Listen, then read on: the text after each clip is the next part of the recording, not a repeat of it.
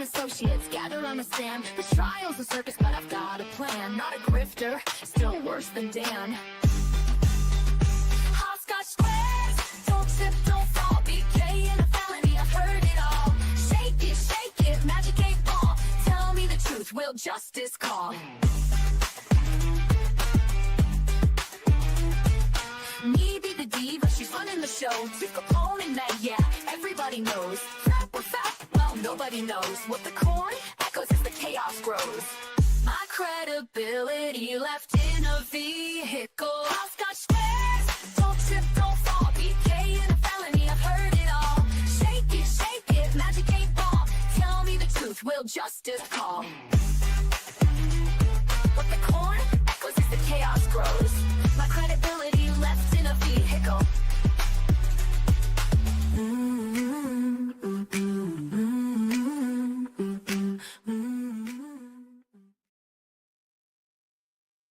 Such a Sorry, catchy I had to song. change. I had to change the very ending of that yesterday. I stole it from Gabby posted it in Discord yesterday morning and was so I had to steal it, use it at the end. But hey, what's up, everyone? How are you doing, Gabby? See where she left.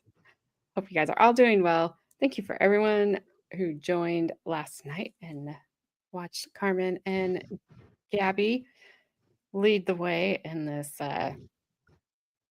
trial that's was maddening. When I rewatched it this morning, I was upset with that witness. But first, let's say hello to some people and then we'll get into it. We got Bri. Hello, Bri. Hello, Frank. Hi, Bri. So much for my rhyme of the day. And Lavi. How are you? What do we got else? Gabby.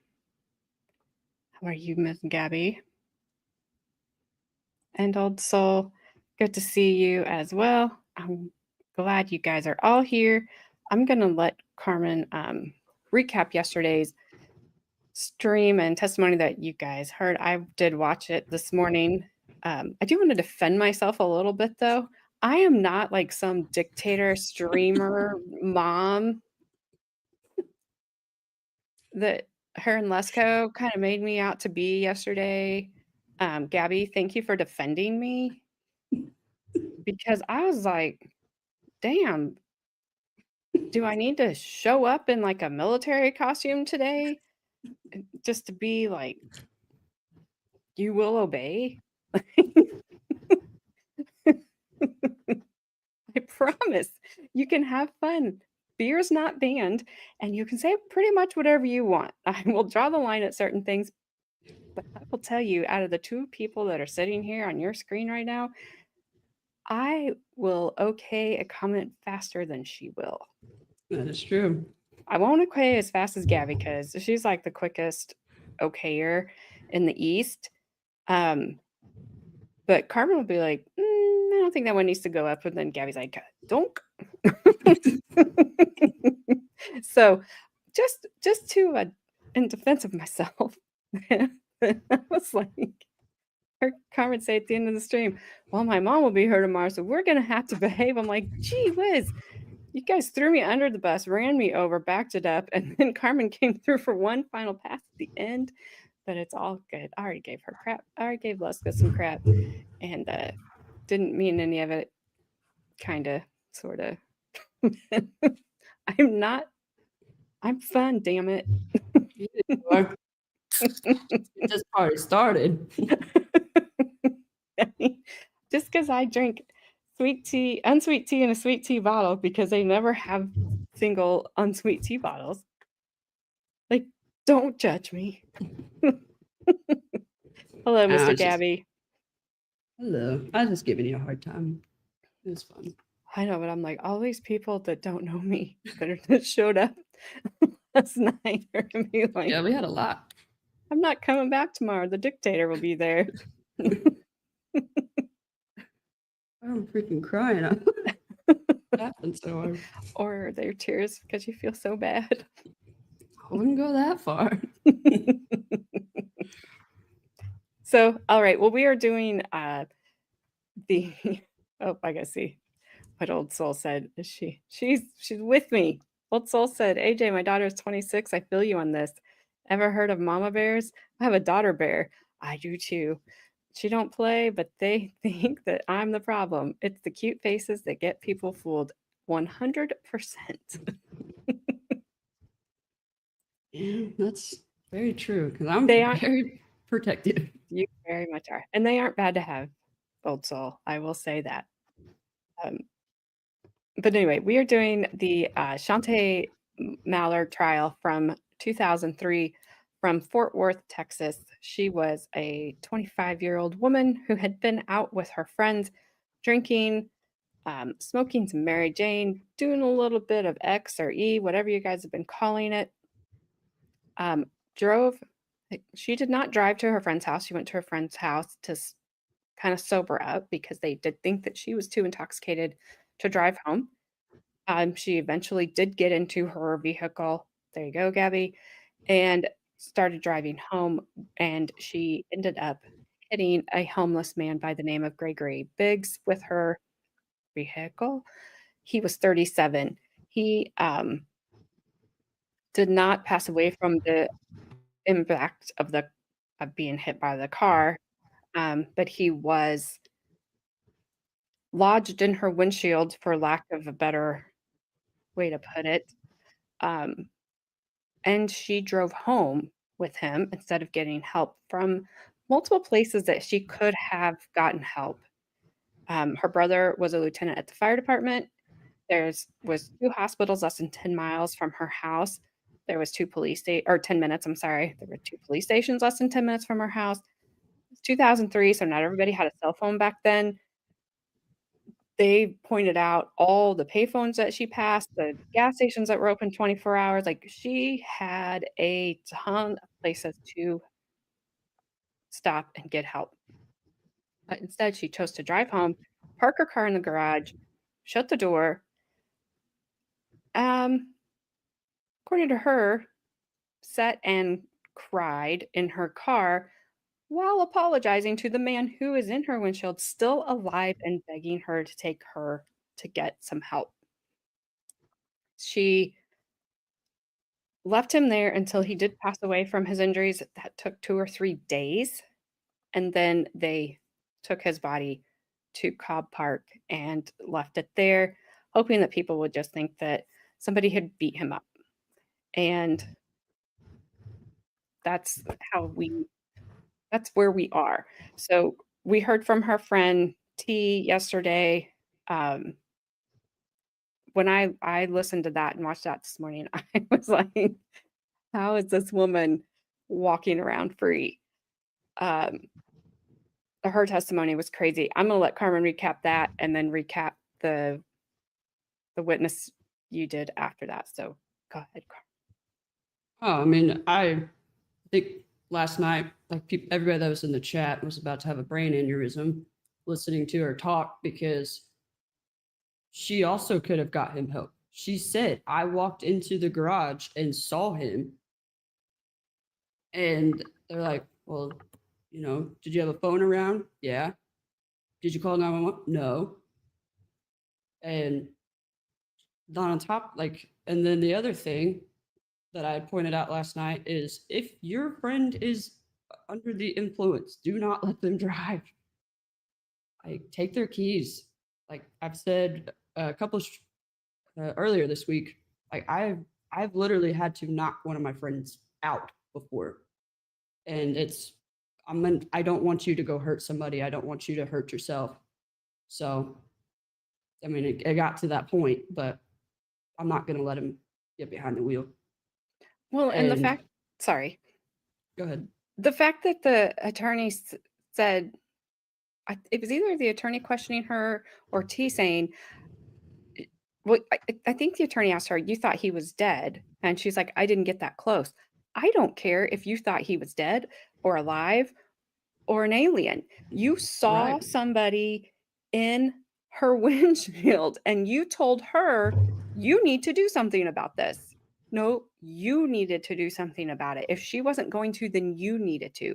She had a responsibility, as far as my opinion, and that's all it is, to call and get this man some help. And she did nothing. At that point in time, and I'm not speaking legally or anything like that because I'm not a lawyer, I don't know. Just as a human, the blood also then was on T's hands because she just walked away. And Yeah, absolutely. let me say hi to, I don't want her. Hello, Bree.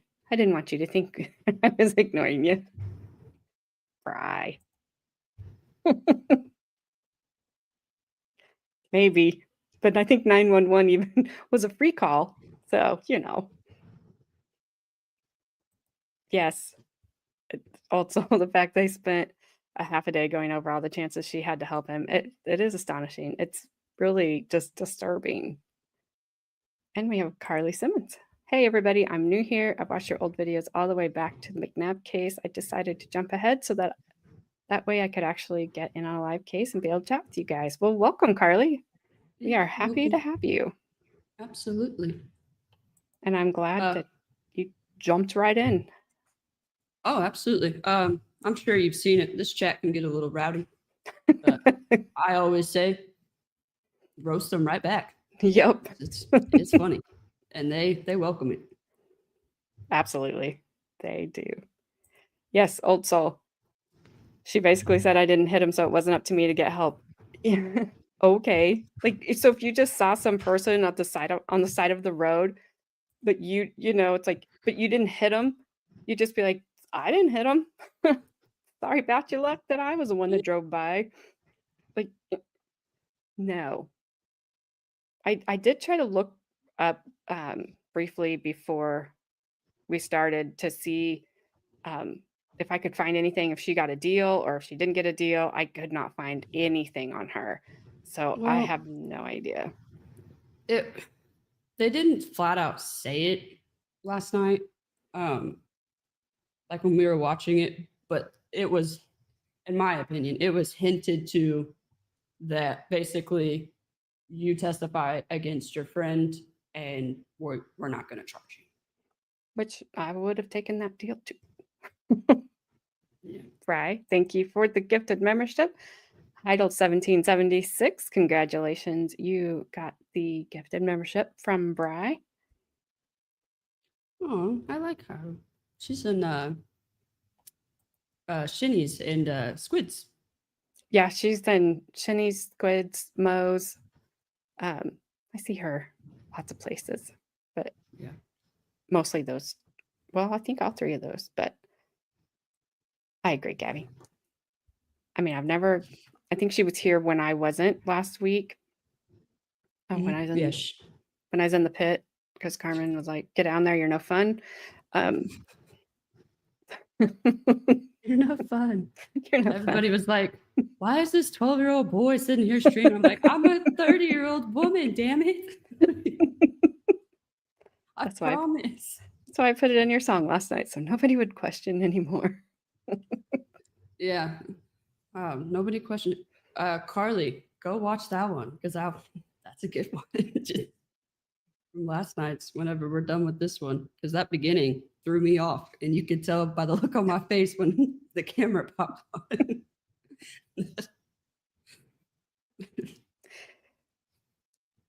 Yes, Carly, yes. So if you saw the intro, Carly, then you probably saw, so Chrissy Hamilton, for sure, and Gabby, obviously, there are some shout outs to the, like, some tip of the hat to them. Hopscotch is Hamilton. BK in a felony is kind of, it's one of those ones that has evolved. It came about because all the trials we were watching, it's like all the defendants went to Burger King. Burger King. Yeah. And so it just became like, go to BK, you leave with a felony, except for Chrissy. Do not say that about Chrissy's BK. Hers is apparently the only good one in the US. It's in California. But the magic 8-ball thing came from that because Chrissy was in Discord one day and I didn't know how to use Discord. I still barely do. And she was at Burger King and I was trying to send a GIF of like, or GIF or meme, whatever you want to call it, of just something kind of stupid and funny. But I clicked on this on the 8-ball that came up and it said, "You're effed," and I couldn't figure out how to delete it. And I was just like laughing so hard and she was laughing. And I was like, "Chrissy, I am so sorry." Because she was like, "Do I need to call Gabby?" And then Gabby was like, "Somebody," it's like, "You said her name. Did somebody call?" She's like, "You rang?" So that's why it says those words on there. Obviously, Gabby's with the corn.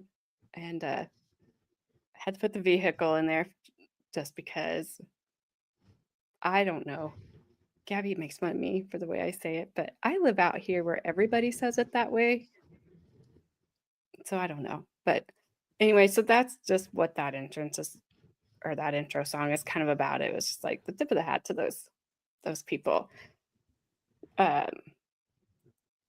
Carly, do not listen to Zach. He owes me a ton of money in child support and he never pays. Which So- is also a joke. I joke and say that Zach's my dad. He's not. and she but also actually- doesn't have 27 dads. Yeah, I always say that I misplaced. I'm like, oh, I gotta go get a new one. I misplaced that one somewhere. No, I do have an actual dad that is very involved in my life. I just Look. like giving them a hard time. Actually, Zach's one of the nicest people you will ever meet. I don't care what he says. He tries to come off as he's not.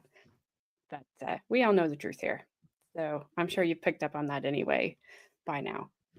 All right, Zach Carmen. is my guard. Anyway, back to, so we had T and her testimony. And then You had right after that, it was only like 8 minutes long, where Officer Brad Peterson, who was on the day one that we did, he got recalled. It wasn't much really. And then we did the first part of the forensics, Max Courtney. That's kind of when the chat honestly went off the rails, and it was a little bit boring. So I don't really. it was I mean, kind he of was weird though showing that like, yeah, they brought parts of her car into the courtroom. yeah, like he Like, was Here's showing the this like console. right, showing the spatter and like where his head would have had to been to get that, and there was like a handprint that I think came back to actually Chante's handprint that was bloody and stuff. But yeah, honestly, that's when the chat went off the rails. I heard him say that there was a fingerprint they did not identify, that they could not put it to a person. It wasn't Chante's, it wasn't Mr. Biggs. They could not put it to any person that they had. So I thought that was interesting. Like, who was there that you didn't get prints off of? But maybe you missed it because you were going off the rails. Well, Carly, I do promise you that Carmen does know who her dad is. And Zach doesn't owe me money. And although the joke is, when Carmen was a little kid, when I would like go through Walmart, and we live in a small, well, I still live here. She's moved away, in a very small town. It's like 2,200 people. And we'd be walking by, pushing Carmen in the cart, doing whatever. And a guy would walk by and she'd go, "Is that my dad?" And they would look at me like, "No." Like, "I don't even know you." And she did that. I mean, it would be multiple. I don't care. Any guy walk past, "Is that my dad? Is that my dad?"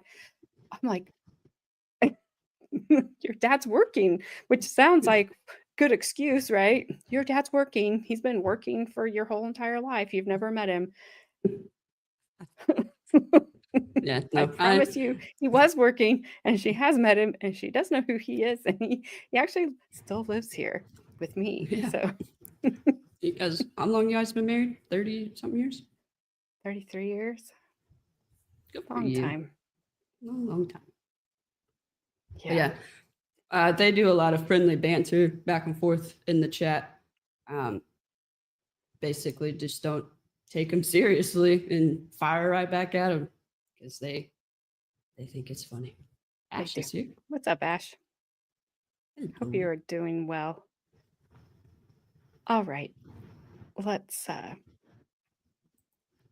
get started, shall we?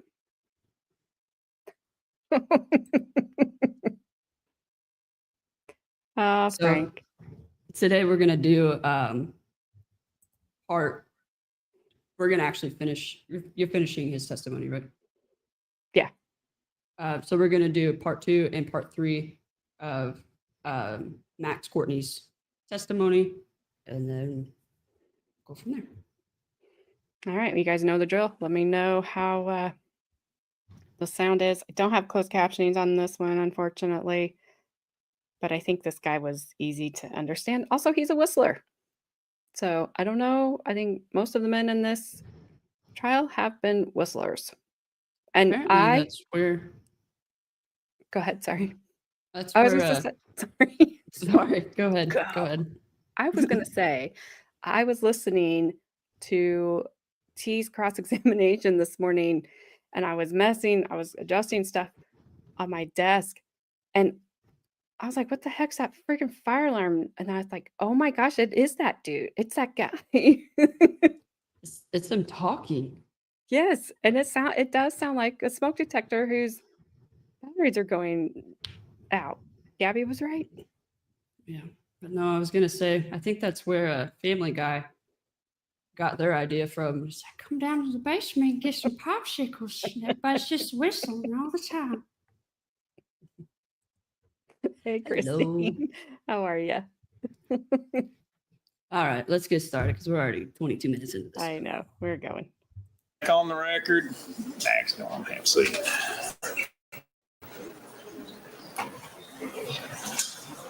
Counselor, you may continue. Max, let me ask you. I'm going to ask you a couple more questions. First off, was there any of this X-rated blood spatter on the side of the driver's seat that faced the passenger side? Didn't see any. Was there any of this X-rated blood spatter anywhere else inside that car? Didn't see any.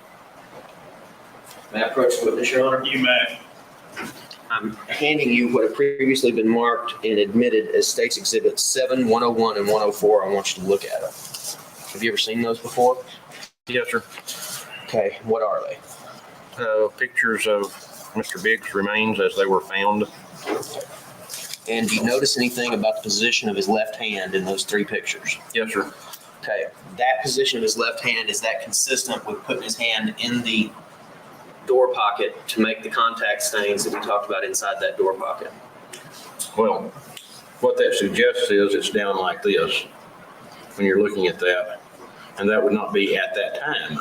But I don't know, it certainly could have happened before he put his hand in that position. Okay.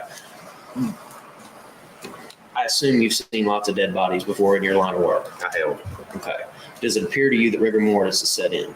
Yes, sir. How long does it take rigor mortis to set in? 8 to 12 hours for it to be fairly complete. Okay. Is it possible that Mr. Biggs expired with his hand inside that door pocket? It doesn't look like it now. Okay.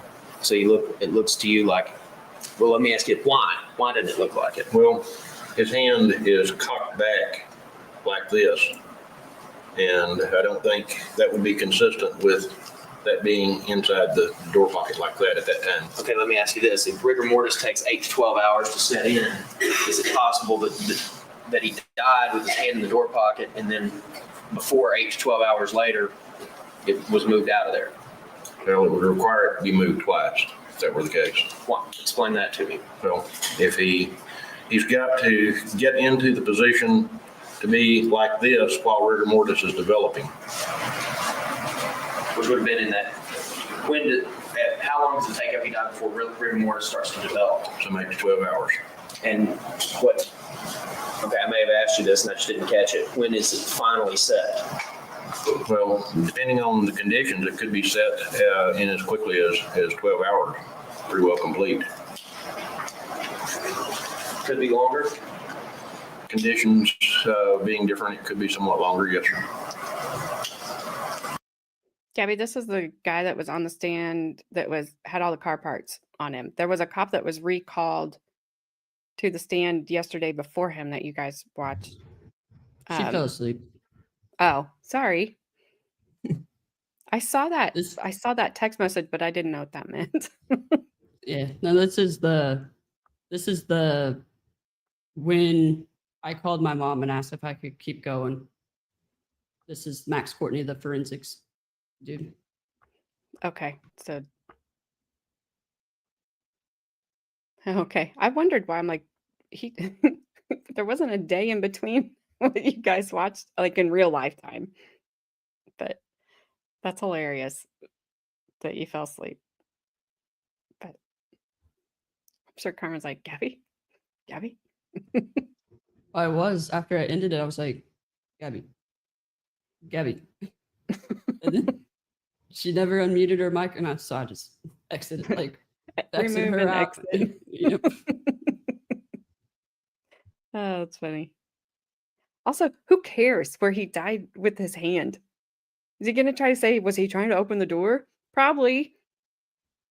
Yeah, Like, he's like, who well, I can't go cares? out this way, so maybe I can go out this way. Yeah. I can't walk or anything, I don't know. And again, you don't have, I guess what you're telling me is, other than the fact that he was bleeding, assuming it was Mr. Biggs, his hand made that pattern. We're assuming he's bleeding while his hand is in the door panel, but you don't know when it was in there or how long it was in there. No, I don't know if it was in there, but I know something was in there bleeding, in my opinion. And I don't know what else would fit.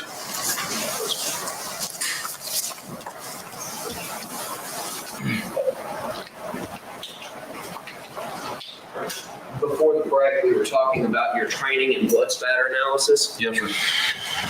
and you said basically there wasn't any real formal training when you started learning how to do it.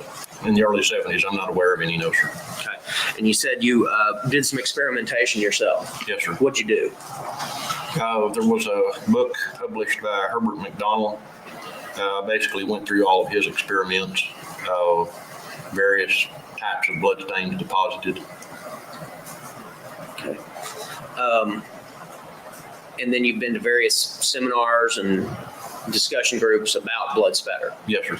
Now, today, there is a recognized training regimen in blood spatter analysis, correct? There are a lot of them.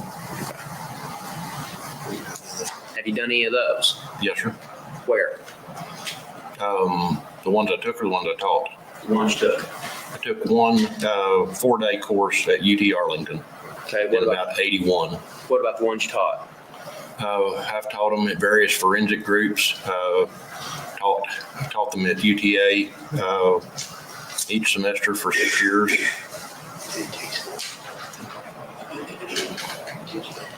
Did you teach and take the one at UTA? No, I didn't really teach it. I was the coordinator for the class. I was a faculty member at that time. At UTA, you were a faculty Yes, sir. member.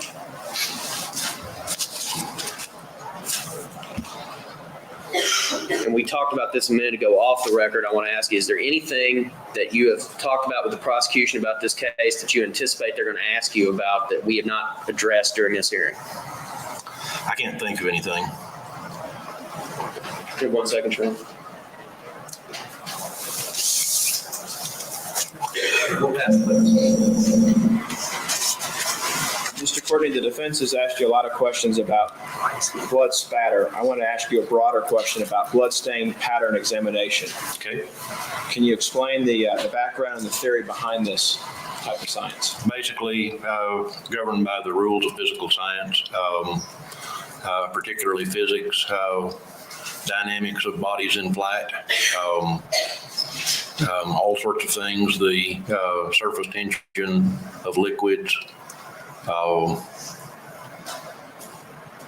There are a number of different things on which it's based, a number of premises on which it's based.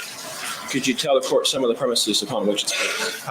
That blood does not vary significantly from person to person in its physical characteristics. That it will remain as a liquid mass unless acted on by forces. If those forces are equal to the force of gravity, it will cause the formation of drops of about 0.05 milliliter volume. That if greater forces act on it, the resultant blood drops will be smaller than that. That the definition of the direction of travel can be arrived at by examining the appearance of the stain, particularly the length to width ratio. That blood will follow the Newtonian laws. Gravity pulls it down to the surface of the earth. It's going to accelerate at the universal acceleration of gravity until it reaches its terminal velocity. I think those are the main points. Is the science of bloodstain pattern examination generally recognized among the scientific community? Yes, sir, I'd say it is. Have you been recognized and testified as an expert in bloodstain pattern examination here in Tarrant County? I have. Have you testified as an expert in other counties or federal courts regarding this issue? Other counties and other states, yes. I'm trying to think if any of my federal court testimony has centered on bloodstains. I can't think of one, but it may very well have. I don't know. Thank you, Mr. Courtney. We pass the witness. We don't have any further questions, Your Honor. All right. Anything further before we bring in the jury? Your Honor, at this time, we will object to Mr. Courtney's testimony under Daubert Rules 702, 703, 704, and 705. All right. Overruled. Bring in the jury. Then we have a running objection. You may.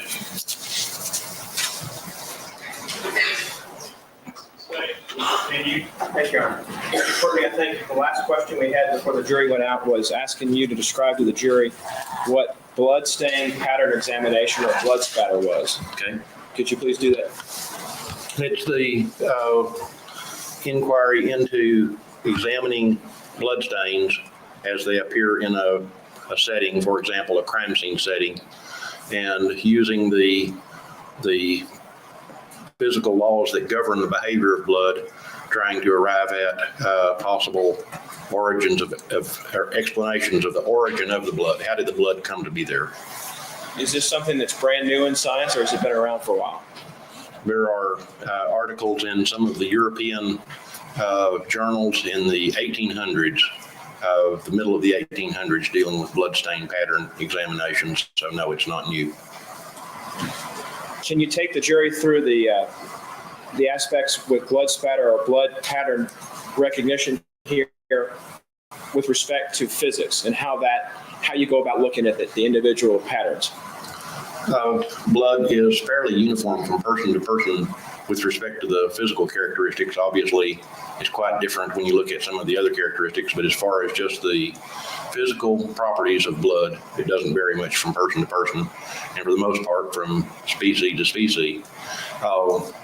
Blood, basically, because of its intermolecular forces, will tend to stay in a pool, a fluid pool, unless it's acted on by outside forces. Obviously, most all blood is acted on by the force of gravity, and gravity will allow the blood to separate from the mass into drops of a predictable size, about 0.05 milliliter per drop, or about 20 drops per milliliter. And if acted on by a stronger force, then the blood droplets that form will be much smaller.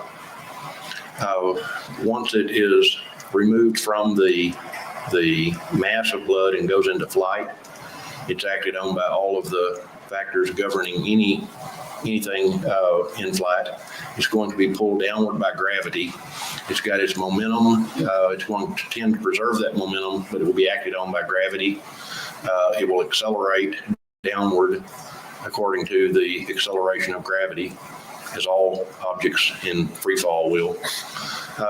It will hit onto a surface, and depending on the texture of the surface, will form various shapes, from a smooth circle for a very smooth surface to a very rugged circle with splines coming off of it if it hits a rougher surface. It will leave a stain that will allow the examiner to predict the angle at which it hit in many cases, as long as the surface is sufficiently smooth. Governed by the fact that the lower the angle at which it hits a surface, so it'll be a lot longer than it is wide if it hits at a low angle. I think that fairly well covers the basics.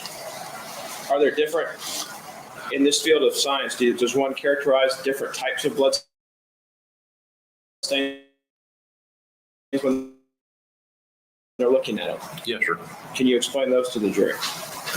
There is, actually, I would break it down into three groups at first. By contact, if my hand is positive there, which would be a contact transfer. If my hand continues to bleed, we're going to have a pooling of blood as the blood runs out and just collects a pool. That's still in contact. And finally, if we're still bleeding and my fingers were hanging over the edge of this ledge here, and the blood continued to run down my fingers and be pulled off by gravity, then we'd have blood in flight, which would go down. And if I were to somehow flick my fingers, I would add a little bit to the force of gravity so that the drops would be smaller. And they also would be pulled downward by gravity, although they may move out at first. In the category of blood in flight, are there subcategories of that when you describe the blood from blood There in are. flight? Could you describe those to the jury? They could be categorized by velocity, the low velocity, which is going to be formed by gravity, the medium velocity, which is going to be forces greater than gravity, but still not capable of stain, or very small blood drops. And then another way, besides velocity, would be by the action that generated them.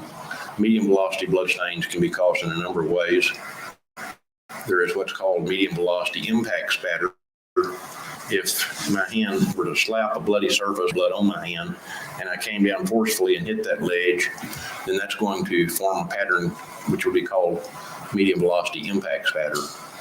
If I then draw my hand back quickly, I'm going to fling some blood off by just centrifugal force. And if I could use this laser pointer, I can kind of demonstrate the dots right here. If I were to fling my hand backward, that's kind of an arcing pattern there that the blood would make by centrifugal force.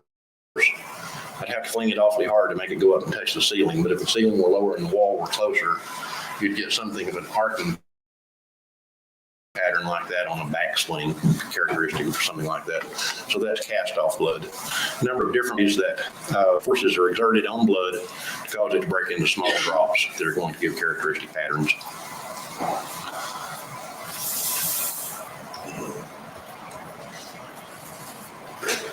Directing your attention back to States 49 on the screen, were you able to make any observations of what appears to be blood on this picture? There is some spattered blood there. Based on this and based on the examination of the field, are you able to determine when this blood was placed upon that piece of metal?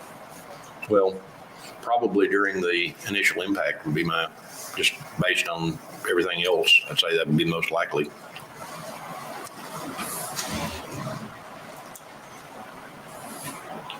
Directing your attention to what's on the screen, marked as State's Exhibit 59. Do you recognize that photo? I do.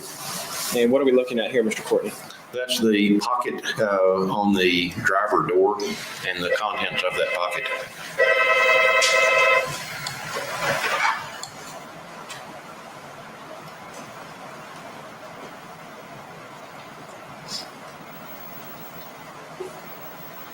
And State 60 on the screen. What are we looking at in State 60? Those are the contents of that driver door pocket after they've been taken out and laid onto a table. There's a what appears to be a large number 1 there in State 60. What is that?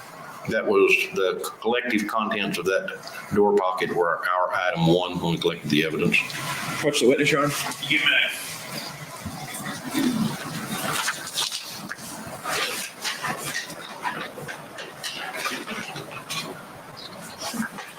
Courtney, I'm showing you a brown paper bag that has some handwriting and a black magic marker on it. Do you recognize the handwriting on the brown paper bag? I do. And whose handwriting is it? It's mine. And why did you write on this bag?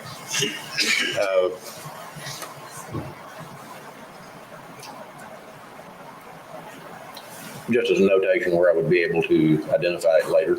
All right. With respect to State 60, is there anything that is characteristic of what's in State 60 and what you've noted on the bag? It's the contents of the driver door pockets.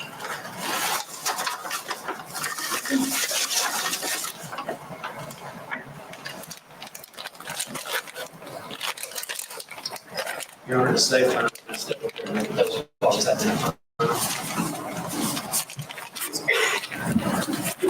Mr. Courtney, I'm going to show you what's been marked for identification purposes as States 162, 163, 164, 165,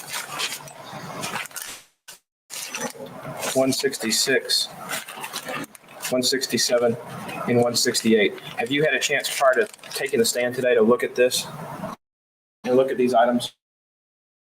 Yes, sir. And do they bear a mark by you to show where they came from? Yes, sir. And what is that mark? MD01, which is the same exhibit number that I assigned the contents of the sack, which were the contents of the door pocket. Are these the items you collected from that door pocket on the 15th of March, 2002? Yes, sir. Your Honor, at this time, the state would tender to defense counsel States 162, 163, 164, 165, 166, 167, and 168. They move for their admission into evidence. have minutes with these, Judge.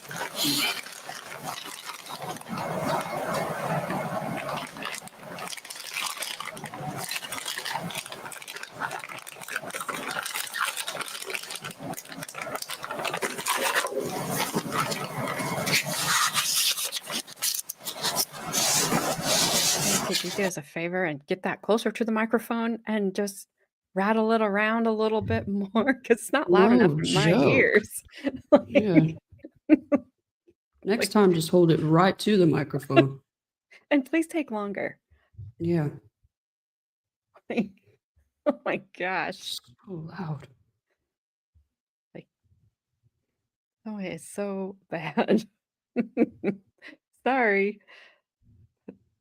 Also, Gabby and Bri, do you remember when you couldn't butt dial on cell phones because they flip phones and they closed and they protected from butt dials?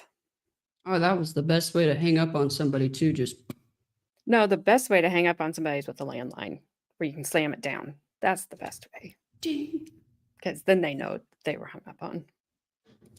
And Or- I don't know if you said it earlier. It's StreamYard glitching. Plus, this video was over 20 years ago, so it happens. Nothing we can really do about it. Well, plus StreamYard's been doing update after update after update, and every time they mess with it, it does this for a little bit afterward. So it's like, ugh, stop. Thanks for updating us, but stop. Also with landlines, you couldn't. The other person couldn't be like, "Oops, I lost signal," because you know you didn't. Yeah, they hung up on you. That's freaking funny. With his glasses, he looks like he should have a top hat and a petticoat, and his little glasses should have the little handle where he can hold them to. And then he needs one of those mustaches like he could twirl. Has he? That's freaking funny. Yeah. Yes, I love I don't miss the landline, but yep. Landline or phone, but a monocle. It's like, huh, what what do we spy here? All right, let's get the rattling torture out of the way.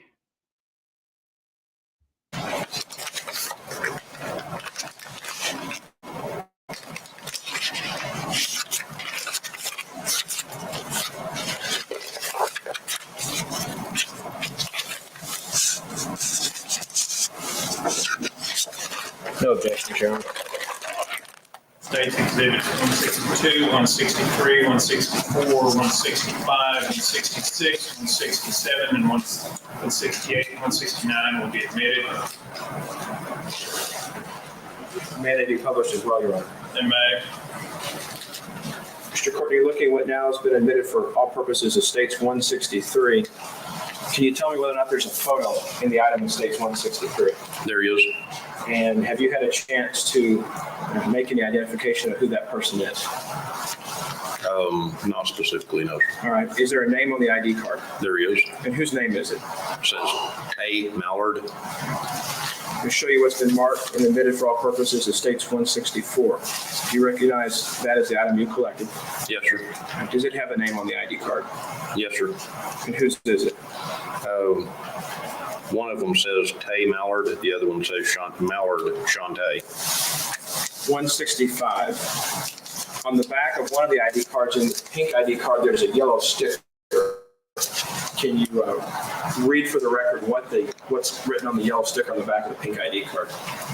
It says code red, fire, code blue, medical emergency, code gray, weather alert, code yellow, wandering resident, code black, bomb threat. And on the front of the ID card, can you tell from what business it came from? It says Mariner Post Acute Network, CNA. Well, scratch the CNA, I believe that's a position probably. States 167. Can you tell members of the jury what that is? It's a name tag. Flash fan? I have no idea. We are being very good, so go. Well, I was rehearse. gonna make the joke that Gabby said someone said 69, and then you go, what's going on in here? Why am I being summoned? But I was gonna keep it clean, and then I decided not to. What's up, Heidel's? How are you? And you got a Hello. membership from Bri. Yep, Bri gifted a membership. I love her hummingbird picture because ours are flying away. Makes me Down sad. here. Yeah, they're going back to you.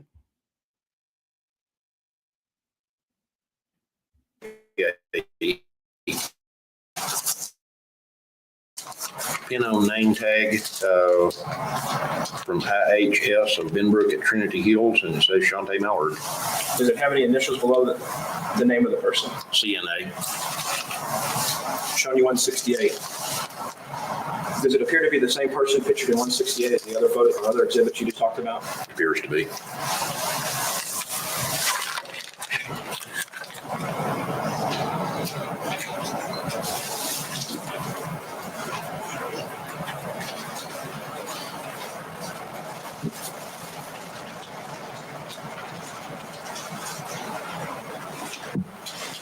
Mr. Courtney, as you went through the vehicle, were you able to collect and process any other evidence? Yes, sir. If I could direct your attention first to the driver's seat, were you able to collect that?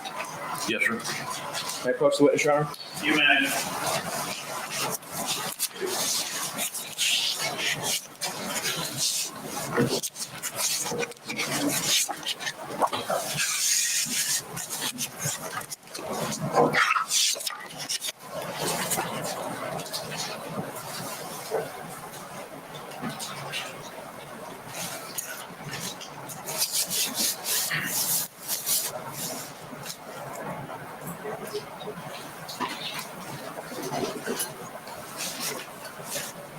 Mr. Mr. Courtney, I'm showing you what's now been marked for identification purposes. It states 177. Do you recognize 177? Look at the back side of it, just specific. Yes, sir. How do you recognize 177? By my marks. Is this an item you collected on the 15th of March 2002 from the defendant's vehicle? It is. Your Honor, at this time, the state would tender to defense counsel states 177 and move for its admission into court. No objection. All right, states exhibit 177 will be admitted.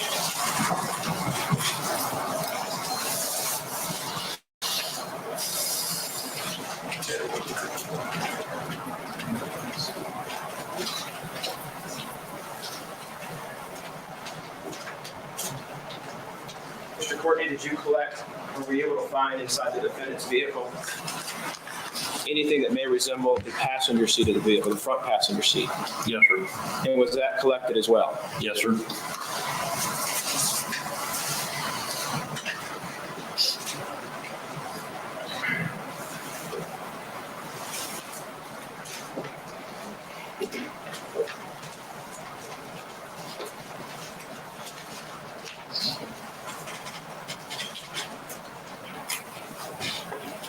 Mr. Courtney, I'm now showing you what's been marked for identification purposes. It states 178. Do you see a mark on there that you recognize on states 178 to be your own? I do, And how do you know that this is the seat that you collected? because of the mark I placed on it. Collected it from the defendant's vehicle? I did. On what date? March 15th, 2002. Your Honor, at this time, the state would move 178 into evidence, show it to the defendant. No objection, Your Honor. All right, states exhibit 178 will be admitted.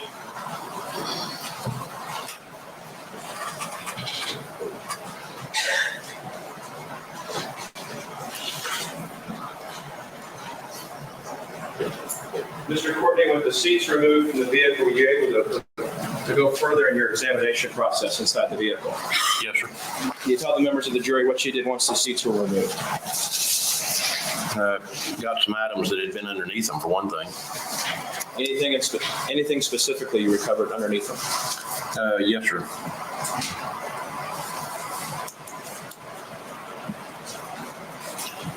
Could you please share it with the jury? Okay.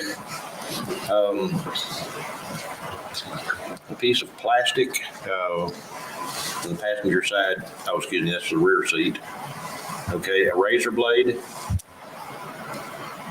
Where did you find the razor blade, sir? I found it in the area underneath which the driver's seat would have been, but the photographs I took prior to that show it actually was, prior to that, it was up on the ledge of the console.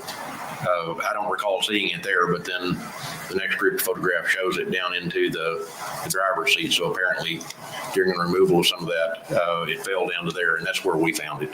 Mr. Courtney, do you have, with the photos that are marked and admitted, do you have the exhibit number that shows the razor blade when you collected it?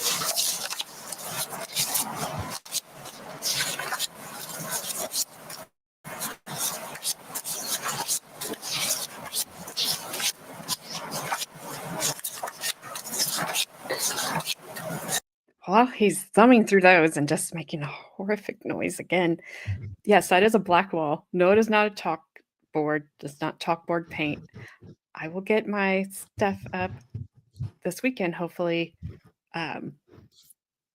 This room is actually black and white. That was not my choice, but it doesn't matter. I could have overruled it if I really wanted to, but I didn't really care that much. I think it looks nice. It turned out better than I thought when my husband said he wanted to use black paint. I was like, you're Yeah. crazy. But actually, I love it. So, but I do have to get something up back there. I have it. It just needs to be, hang up. Thanks, Heidel. That is true, AT1. They are free and they help me out a ton. Yes. Yes, they do. All right, back to this noise again.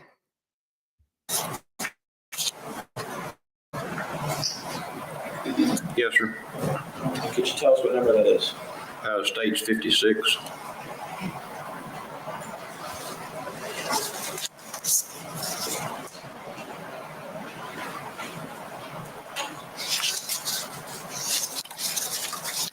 With your laser pointer up there, Mr. Courtney, could you show the members of the jury where you observed the razor blade? Would have been underneath that number 15 marker. Is there a shot before you put the 15 marker for collection purposes that shows the razor blade more clearly? I believe so, yes, sir.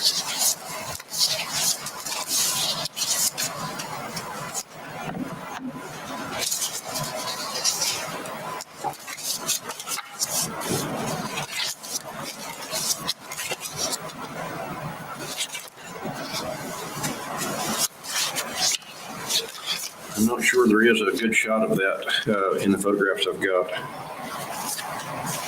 Did you collect it though? Yes, sir, I did. Do you assign it the numbers like you assign the seats here? Yes, sir.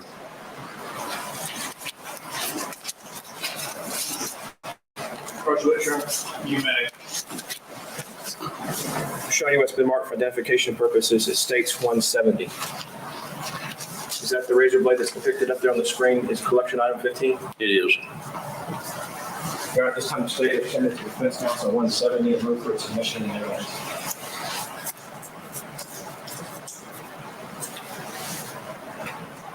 Can I take the witness on board our briefing? You may. Courtney, did you or your lab do any scientific analysis on this razor blade that's in State's Exhibit 170? Yes, sir. May we approach? All right. State's Exhibit 170 will be admitted.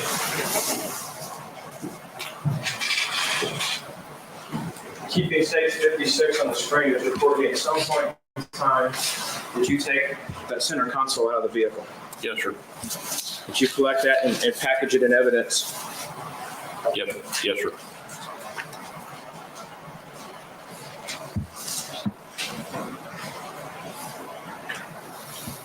Courtney, investigators brought in what's now been marked for identification purposes is States 175. Do you recognize States 175? I do.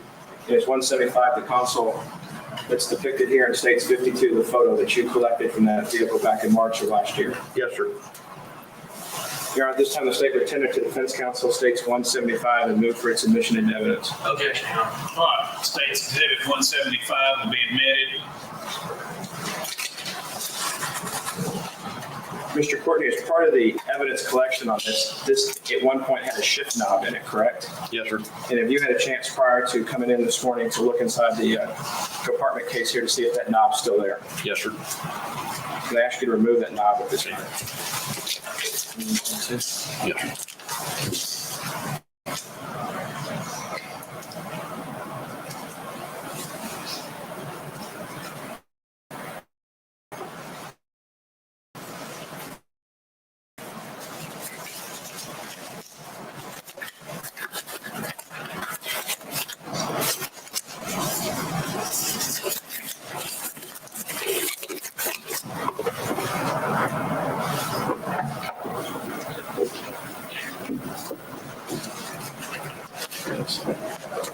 Mr. Courtney, were you able to make any scientific observations? What's up? Just another Aussie. Oi, AJ. You erased the smile off StreamYard's face as well. How tuned up did you get last night, mate? Well, Aussie, I did not get tuned up as well as some people did. She didn't get Having tuned dinner up with as my- well. Huh? Yeah, I said she didn't get tuned up as well as her daughter did. That's me. Yeah, I wasn't going to say anything. Oh, I'll call it out. You can call yourself out, but yep, that's what I know. Yeah, I don't know why this sounds like it's in a washer on, what'd you say? What'd you say? Continuous. Yeah, Rinse just and cycle. continues. Yeah. That's a better description than what I was gonna say. I thought it sounded like it was just raining very heavy.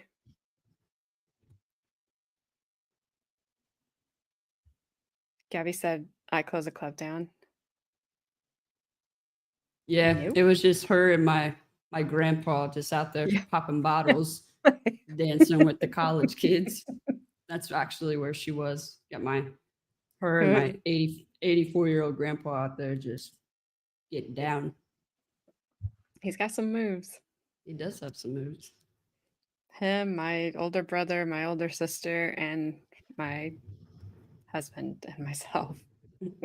we were out at the crack till the crack of dawn. You know, showing those college kids what's up. Yeah. I'm pretty sure Carmen would have been home very quickly if she thought that was happening. Not Yeah. because she'd be mad at me, but she'd be mad at me. Well, she would be mad at me for having my dad out that late. I would. You want to see how quickly I can go 1,000 miles? All right, back to the washer. Or as I probably say in Texas, the washer. They do. I knew it. The washer and vehicles are buggies. Buggies. Oh, Yeah, grocery you cart? get- Oh, yeah, that's what go get a buggy. I'm like, what? It's like if I do that in where I'm from, that would be theft from the Yeah. Amish. Yeah. I just want to get groceries, not have a horse and carriage here.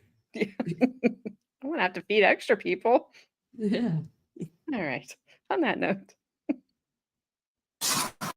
With respect to blood analysis on this console mark, it states 175. Yes, sir. Would you be able to show the jury what you observed in states 175? Yes, sir. I would ask the witness to go step down.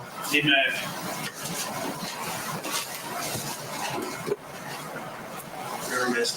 You may. What observations did you make, Mr. Courtney? There's a lot of blood on it, but I looked specifically at 3 stains and considered them to be significant. Back at and this would be the side of the console that's facing you now, that would be facing the passenger seat as it was the vehicle. And it would be the same view you're looking at on State's Exhibit 52. So to the left is the rear, to the right is the front. This is all facing the passenger seat. There is a stain in this area here at the rear, which had some hairs in it and also had a pattern of hair touching it. The pattern here, where there is, in addition to the blood running down, there is a smear, basically more or less vertical. You can see the smear lines. And then also there's some very fine spattered blood inside the compartment of the console with the lid on it. Before we open the compartment, I'm going to ask you, Mr. Courtney, to step down here and show the other half of the jury what you just showed the first half. Here at the rear is the stain, which had the hair and a hair pattern in it. And then at this point is the stain with the vertical smearing in the contact stain. When you observe this, there appears to be typical change dishes and compartments that the manufacturer made to store stuff in. Yes, sir. Did you make any observations when you collected this as to what was in these items? We noted glass present pretty well throughout it. Okay. Would you need a flashlight to show us the inside compartment of this? Probably so. Okay.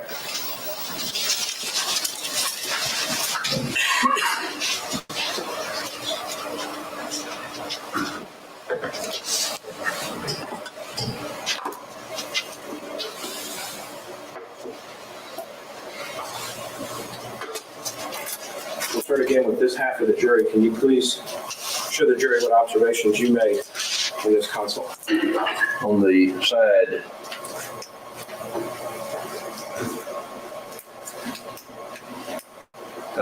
that would be closest to the driver, there's some very small spattering of blood, which is basically, as my flashlight's showing it right now, in this area. And I think probably would have to be closer to the jury before they can see the individual drops. Maybe if we could hold this down, small spatters over on this wall. There also are some on the front surface, both in front of this cup holder, which is the shorter segment, and then down into the main part.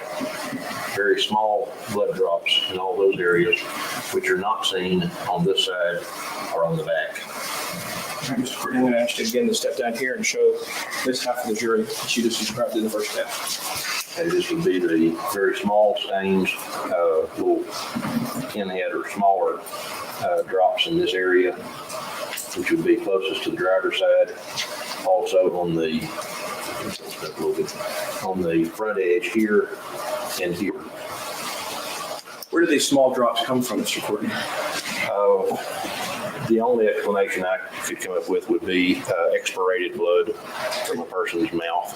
Can you describe what expirated blood is? If I have blood in my mouth and I cough or wheeze fairly forcefully, then I could produce such a blood stain. All right. To get the blood stain in the position where this is, does one's head then have to be above this console? It have to be somewhat above with the direction going toward the driver's side and toward the front, since we do have a void of those types of stains on the back and on this side closest to the passenger side. With respect to the stains, the larger stains that are seen on the passenger side interior of this compartment, what observations can you make as to how those stains may have arrived there? It's blood running down the side from pooled blood or active bleeding in this area.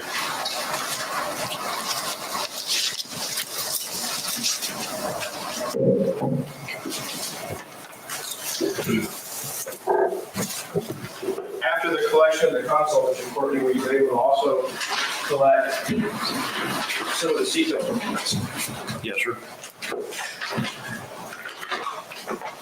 Specifically, were you able to take the inboard passenger side receiver that's shown there in States 52? Were you able to collect that? Yes, sir.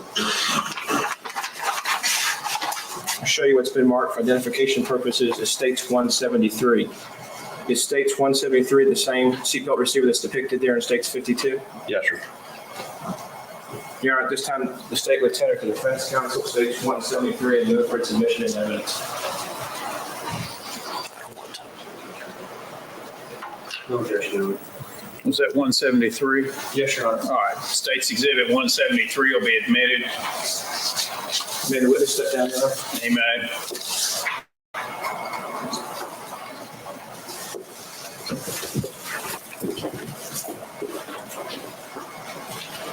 Mr. Courtney, we'll start with this half of the jury this time. Can you show the members of the jury what observations, if any, you were able to make on States 173? Among the several stains, there is a pattern which is fairly well defined now, in which I found hair and also the impressions of hair against the face here. And this would be facing the passenger seat.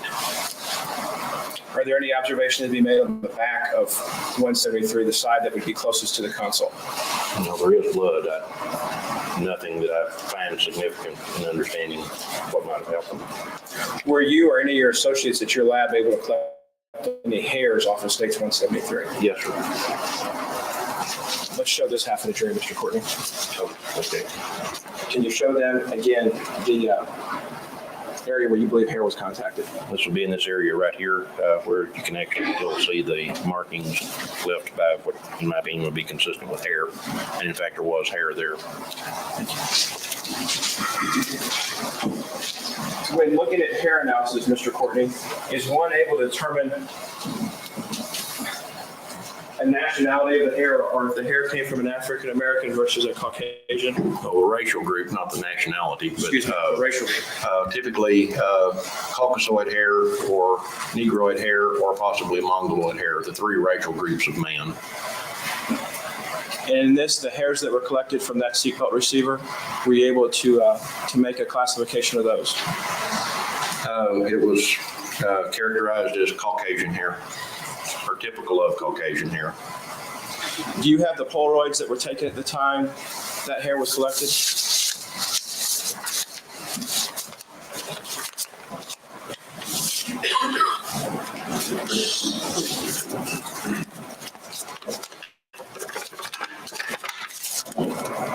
Yes, sir. Mr. Courtney, I'm now showing what's been marked for state's identification purposes as States 179, 180, 181, and 182. Are these the same Polaroids you just handed us a minute ago to Mark? Yes, sir. What are they?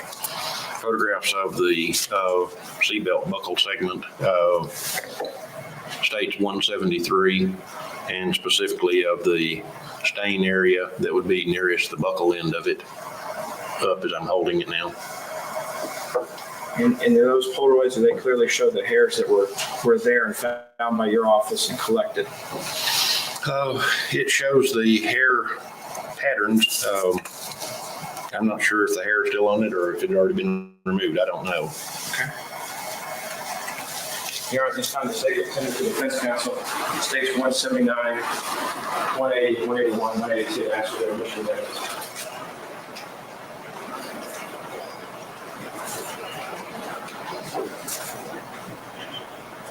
Can I take the witness on board hour briefly, Your Honor? You may. What kind of camera was used to make these pictures? It's a Polaroid MP4 camera. Does it use some kind of lighting or something to show the blood and the pattern? Sure.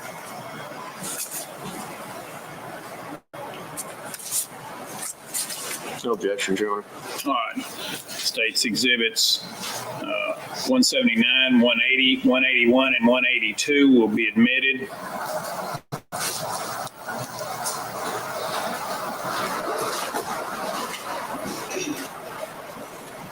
Mr. Courtney, were you also able to collect, I believe you testified before that there might be some evidence in the back of the vehicle as well. Yes, sir. Did you see any mechanical tools of any type in the back of the vehicle? Yes, sir. What did you observe? A hammer. And did you collect that hammer? I did. Mr. Courtney, I'm going to show you what's been marked for identification purposes. It states 161. Is this the hammer you collected from the back seat? Yes, sir. Your Honor, the defense counsel states 161 and move for its admission of evidence.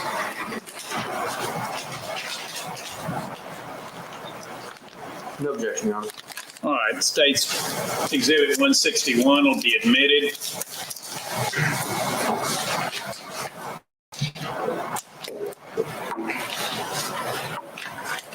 Mr. Courtney, with respect to 161, the hammer, was your office able to make any observations? Yes, sir. What were they? There are markings in the hammerhead and some additional markings in the fiberglass handle that are consistent with this hammer having been used to break out glass. As part of your testing, were you given known samples of the outside of the front windshield and the inside of the front windshield? Yes, sir. Can you explain to the members of the jury what the difference between the two is? Windshield glass is a laminate. It has a thin sheet of plastic between two layers of glass. The purpose of that is to hold it all together rather than with a frontal impact, having the glass come back flying loosely through the air and hitting the occupants. So you've got kind of a sandwich there, glass and glass with the plastic laminate in between. Does the rear window of a vehicle usually have a laminate? No, sir. And were you given a known sample of the rear window in this case as well? Yes, sir. Was your lab able to make any observations as to the glass with this vehicle with respect to that hammer there on the witness stand? The glass in the hammer was consistent with the windshield glass, both layers, and with the rear glass. Because of the extremely small size, the testing was somewhat limited because we were dealing with simply pulverized powdered glass as opposed to big chunks of glass. So he basically did the testing he could do and could not differentiate any of those three from being similar to the glass in the hammerhead and in the hammer handle. So with the conclusion that that glass may have come from the windshield or the rear window. On the hammer before you, there appears to be some scratches or some gouges on the side of the metal part of the hammer. Yes, sir. Could you describe those to the jury and what may cause those? They actually had pulverized glass in them, so it would be my opinion that glass is scratching the hammerhead as it's breaking and actually collecting there as a pulverized sample or as powder of glass. Mr. Courtney, how does something like glass that breaks scratch something as hard as metal? breaking and scratching are two entirely different characteristics. Breaking would be measured by tensile strength. If you hit a piece of glass with a hammer, the glass will break and not the hammer. But then if you look at the two, you're seeing also what is determined by the hardness of an object. And in fact, glass is harder than steel in that it more strongly resists scratching. So hardness is actually the ability to withstand scratching. And in fact, glass is harder than steel. You can scratch steel with glass, but you can't scratch glass with steel. And as part of your examination of this vehicle, the different components you collected had some glass in it, correct? Yes, sir. With respect to the center console and your collection of it, were you able to collect some glass as well? Yes, sir. Showing you what's been marked for identification purposes, it states 172. Do you recognize states 172?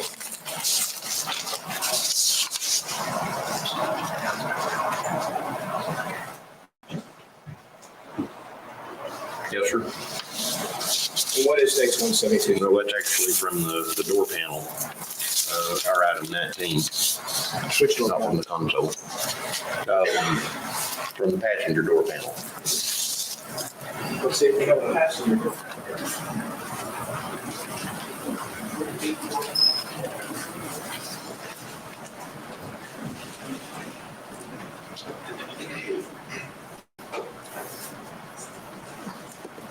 Courtney, I'm going to show you what's been marked for identification purposes. It states 176. Is this the passenger side door panel of the defendant's vehicle you collected? It is. Your Honor, at this time, the State Lieutenant Defense Counsel 176.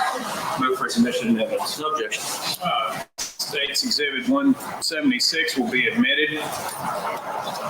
Courtney, can you show, switch positions here, the members of the jury in this door panel where you collected the contents in 172? That would be out of the pocket in the middle of the door. Your Honor, at this time, the State Lieutenant to Defense Counsel states 172 and move for its admission into evidence.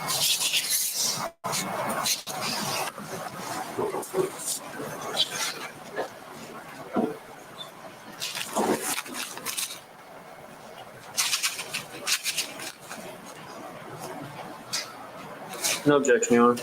All right. State's Exhibit number 172 will be admitted. And the witness step down, Your Honor. He may.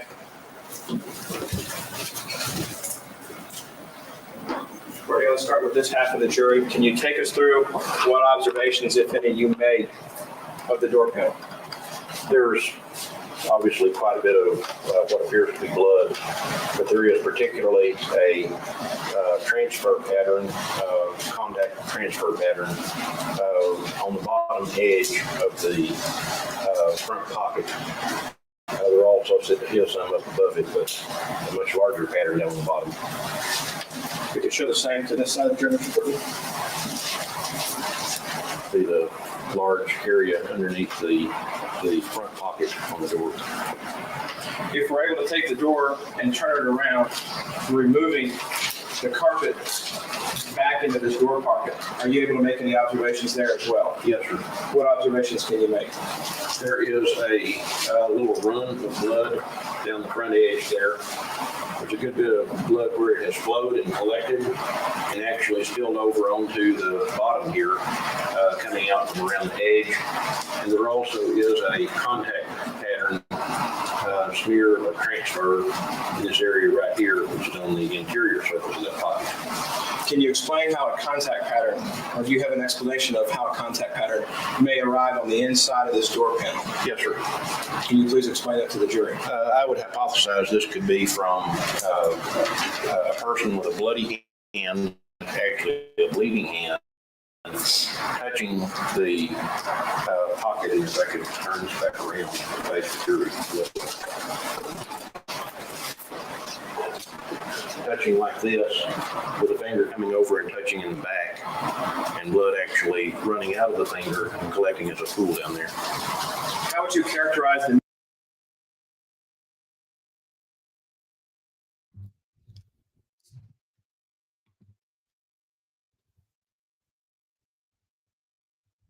Muted. Dang it. It won't unmute. Like I won't mute and then it won't unmute. It told me it was unmuted. Liar. Liar.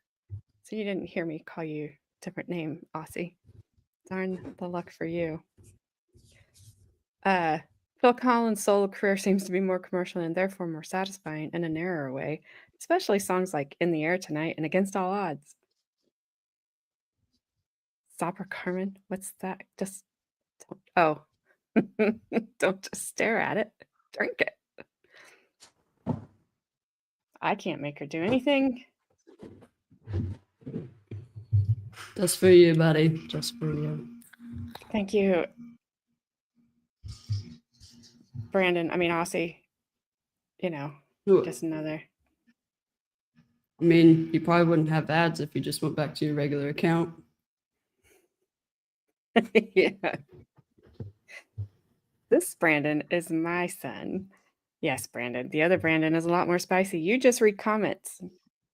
Well, they've never sat and watched shows, YouTube shows with you like I have, and I've heard your comments.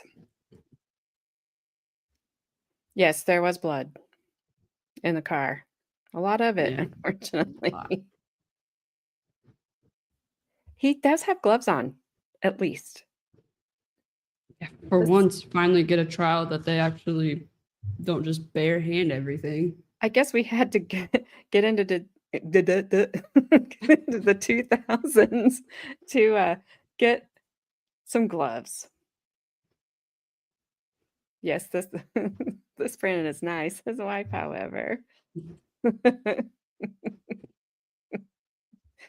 Which Brandon? I left it open for interpretation. Well,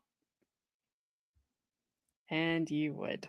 This is a game I could play, says See, this Brandon. look at it. Look at his profile picture. Cheers to that one.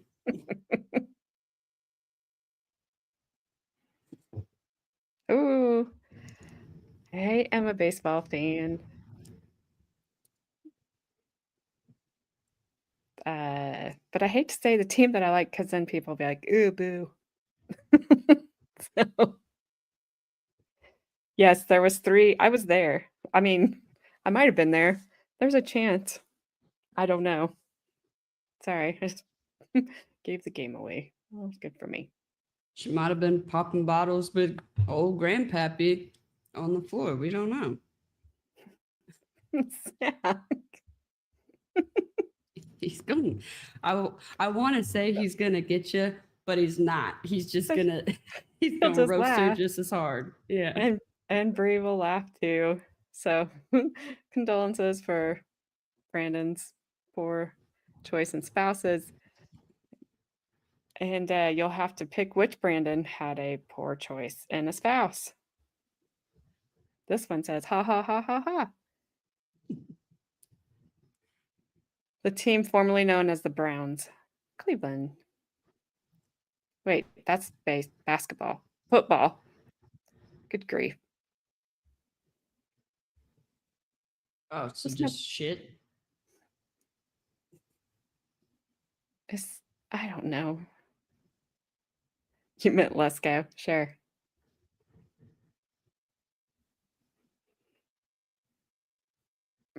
Hello, Brandon. I've seen your comments from the past. I'm a long-term replay watcher.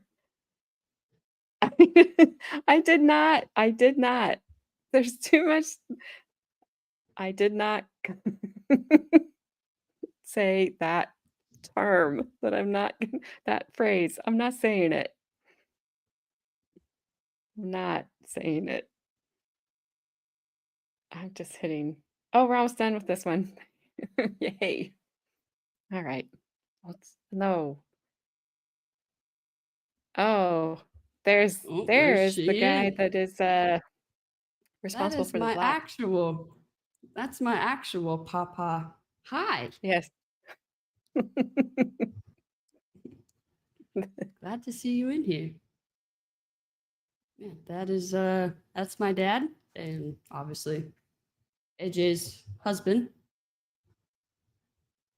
So All right. it's nice to see you. Yeah, this is a very rare occasion. Yeah. My favorite team is not the Greencastle Grifters. I mean, what a bunch of losers.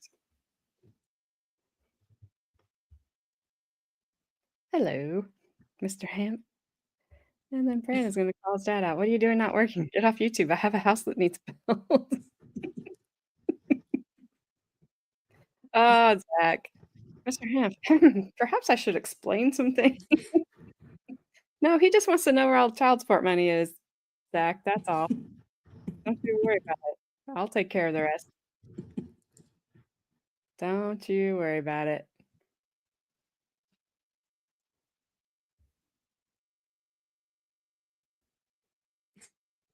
Oh my God. What? I said just hit play. Wow. Right. Alrighty. I don't even know what to do with all of you. I'm going back to the Whistler. Blood that you've observed inside the door panel pocket on this.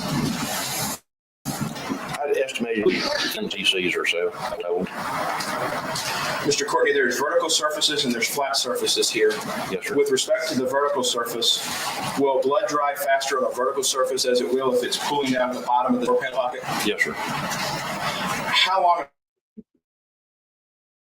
of time frame from the time the blood was placed, or a ballpark average? An hour or so. And in order for there to be a contact transfer in that blood, the blood would have had to have been wet at the time, correct? Yes, sir. Sorry.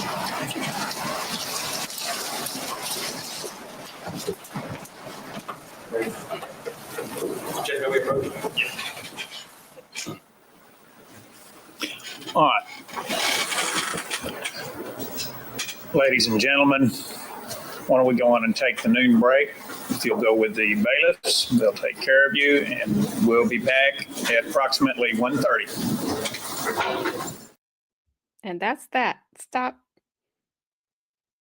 I honestly think it would have just been easier if they just drove the whole car in there. Like just park the car in the courtroom. Absolutely. Hey, we have captions for this one. Do you suppose it'll be like a whistle? Just like, just a whistle over there. All I said was come down to the whistle over basement here? and get some popsicles. There was some blood spatter over You here. whistle over here, over I'll there. whistle over there. Yeah. You whistle here, I whistle there, blood spatter here, blood spatter there. That's probably. Ooh, proud fan of the They- comeback team of 2025. Nice. Well, you had brought up Major League Baseball. Oh, I don't remember the team that it was, but one just took a 99 miles per hour fastball right to the face a couple days ago. Well, that would hurt. Oh yeah. Well, Carly, don't hate me. I'm a Yankee fan. I don't I think you get mean- as much hate as I do. Living in Texas, and they're You all just cannot be hard- a Houston fan. Sorry. Yeah, no, they are hardcore Astro fans, and like when I'm like, I'm a Yankees fan, they're like, get out, Oh, yeah. get out of the state. You can't say that. When I say popsicles, come down the basement and get some popsicles. Oops, sorry. What? Are you saying that too? Because I know you're not a sports ball fan.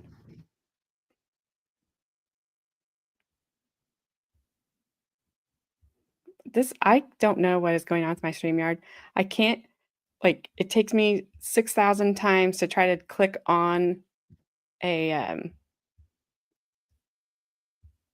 message or click it off or mute or unmute. Yeah.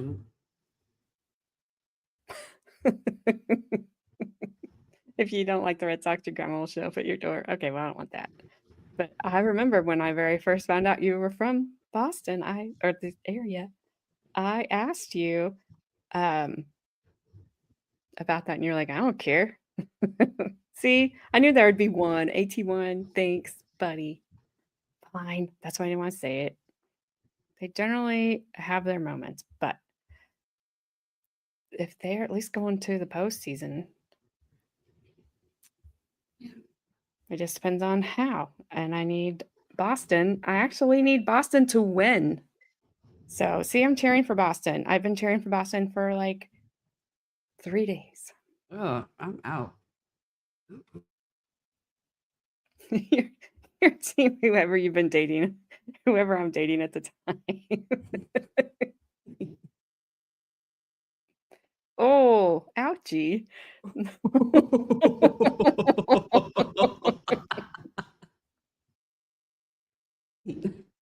And now you see where we get our humor from. That's freaking funny.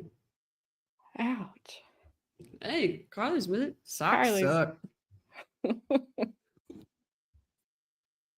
Phillies, Eagles, Flyers, Sixers.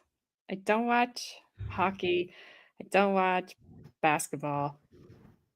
And I haven't watched football unless it's college and forever. I don't really watch a lot of NFL, but I'll watch college. Yeah, I like college better. I still knew that one where Texas A&M was playing. Oh, who were they playing? I don't remember who they were playing, but that player took a hit from the side and then got hit from the back. He didn't get up, and that was pretty scary. He's fine now, but that was scary watching that live where he was not conscious. Your dad and my brother were talking about a high school game where like one team did something so the other team was going to retaliate against them or whatever, and it's football. So they had like they got the opposing team's player down, and he's still down. He hasn't gotten up, and this like their biggest player, which was a huge guy. Like my brother said, he comes and he like Superman's out to jump on him, and then they stopped the video there because he Broke his back. broke his back. Like Yeah. friggin' high school. No, I've seen the whole, like I've watched the whole video, and he does, like, he's already down, and this huge player comes and just slams him again and broke his back.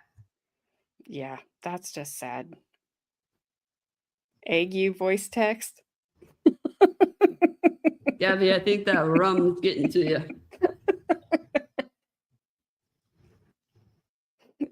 You. God. We can agree on the Red Sox 99.9% of the time, AT1, and we will agree on being an Oriole fan. You like the Yankees and vice versa, because generally they have a pretty tough series. Yeah. Yeah, if you go, like, after we're done with this, like, go back and look, because it was a true 99-mile-an-hour fastball. He took it straight to the face. But you're right, he's lucky to be alive. I mean, you see the picture, he just kind of like puts his hands on his head. Everybody was very distraught. But the guy that got hit, he took it like a champ. I mean, I couldn't imagine getting hit in the face that hard. Gabby, since you're this good at predicting things, I'll take the winning lottery numbers. Thank you. Had to do it for you, Gabby. I bet it was. His face? I don't know. It wasn't too bad. I mean, he was obviously bleeding, but Oh, was it that he- game? no, this one happened a couple of days ago. Oh. So Well, another how many player got hit in people the are face? getting hit in the face with the 90+ mile an hour fastball or ball?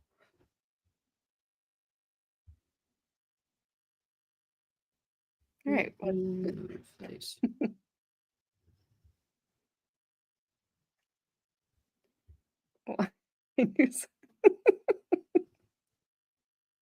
It was David Fry.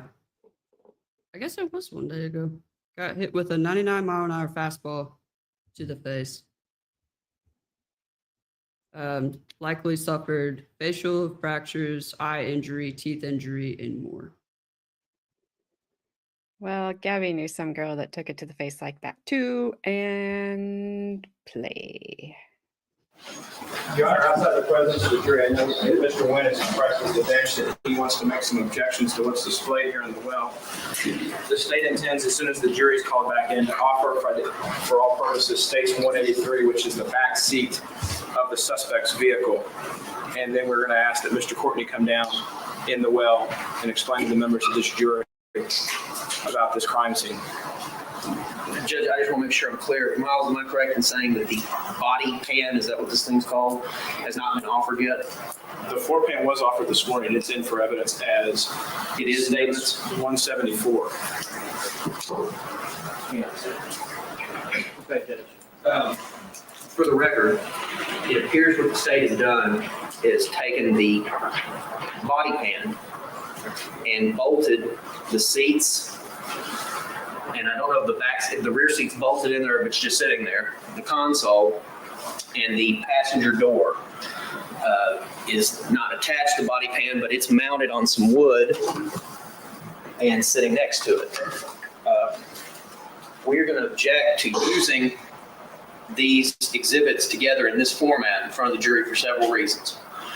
First, as shown in State's Exhibit 109, 110, and 111, which have been identified as pictures of an actual 97 Cavalier, you'll notice that the dash in State's Exhibit 109 comes out pretty far. In fact, it appears that it comes out over the front of this console, or at least to the edge of it. Secondly, you'll notice there's a steering column that comes out. There would have been a driver's side door here. There would have been a roof across the top. There would have been a windshield across the front. Also, we would point out that in what has now been assembled together here in court, the passenger seat, which is State's Exhibit 178, does not have any of the padding or insulation or upholstery that would have been in it at the time that this accident occurred. Obviously, they had access to a car with that stuff on it. Because of all this, this conglomerated exhibit does not accurately reflect what the car actually looked like back in October of 2001 when this accident occurred. It doesn't show how much space there was inside the car. It doesn't show how close everything is. From looking at the way this exhibit was put together, you thought there was all kinds of space and air inside that car. Accordingly, it's not an accurate representation of the car.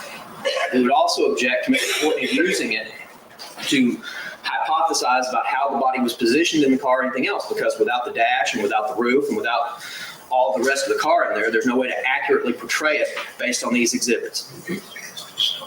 And it will end up being a distorted view of what was actually going on in the car. All right, overruled. May we have a running objection to the use of this conglomerated exhibit? You may.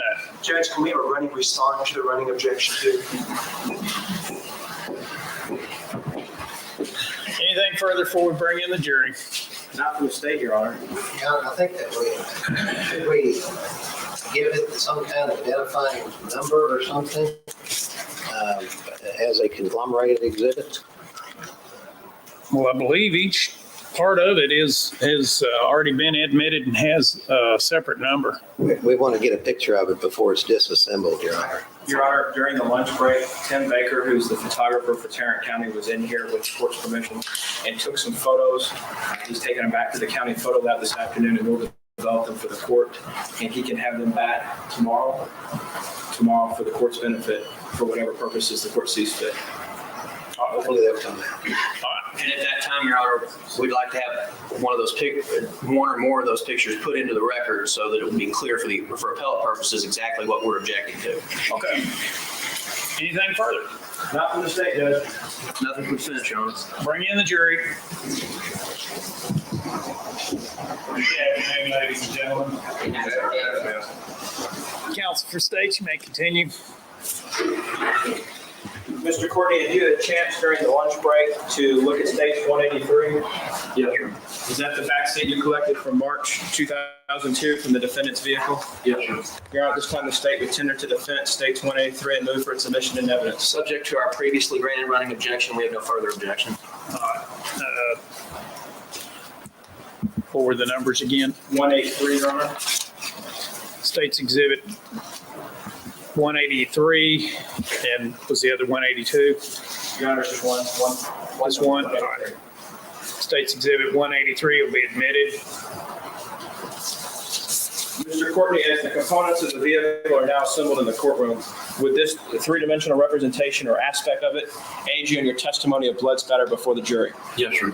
Your Honor, we'd ask that the witness be able to step down. He may.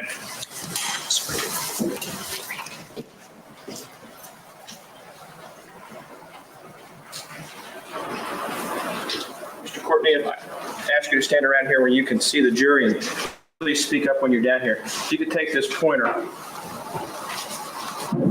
and describe again for the jury, we were talking about before the lunch break, expirated blood. Can you show the members of the jury where you observed the expirated blood in the vehicle? Would be on the console, the inside of the console pocket, be over in this area. And here on these surfaces. In order to have expirated blood in those areas and on those surfaces, where would you expect? Excuse me, Your Honor. Your Honor, the jurors are asking if they can stand up. Yes, you're may stand up. I'm sorry. Mr. Courtney, where would you expect an approximate be in order for that expirated blood to have come in contact with those panels inside the console? Right in this area right here. You testified as well before lunch, Mr. Courtney, about some head contact, or what you believe to be the head contacting the inboard seatbelt receiver on the passenger side. Can you show the members of the jury where that goes in the car? Right here. And is there a way to show that in position to the seats in the console to make up a conclusion as to any blood transfer? Well, it can go several different positions. It's variable, but basically generally in that area right there. Would you expect to have a contact or a transfer of blood with that seatbelt and have the expirated blood? Can that be done in the same body position or head position? No, sir. Why not? Well, that would have the hair down in this area, and we would have to have the mouth up here in this area. So probably movement. If one were to assume that when Mr. Biggs entered the vehicle through the windshield, that his head went right to the floor pan, is that inconsistent with the scientific evidence you found with the expirated blood in the console? Yes, sir. I'm not sure how any of this would get up in here. No, I don't think it's consistent. With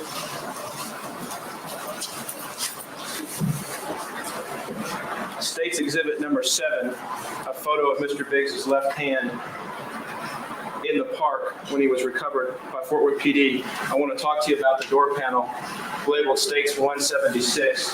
Is it possible with the position of the hand here? And let me ask you, I'm going to show you what's been marked for identification purposes, is 184. You've had a chance to view the autopsy photos in conjunction with your preparation for testimony today, correct? Yes, sir. Would 184 aid you in your testimony today before the jury to discuss the blood in the contact and the transfers that are found in that door pocket? Yes, sir. Your Honor, at this time, the State Lieutenant to Defense Counsel states 184 and move for its submission into evidence.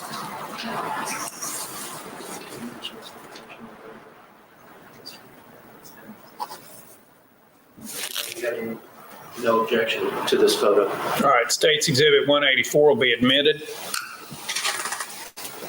Mr. Courtney, if you could explain the hand position that's in State 7 and now the hand position in States 184, is the hand position, this position, consistent in making or being able to make the contact marks, the contact transfer you find this door? Why not? Well, if your hand's cocked back like this, I don't think you've got the geometry then to curl it around and get it inside, the fingers inside there. So I think that has to be at two different occasions. So we had to be moving around inside the vehicle.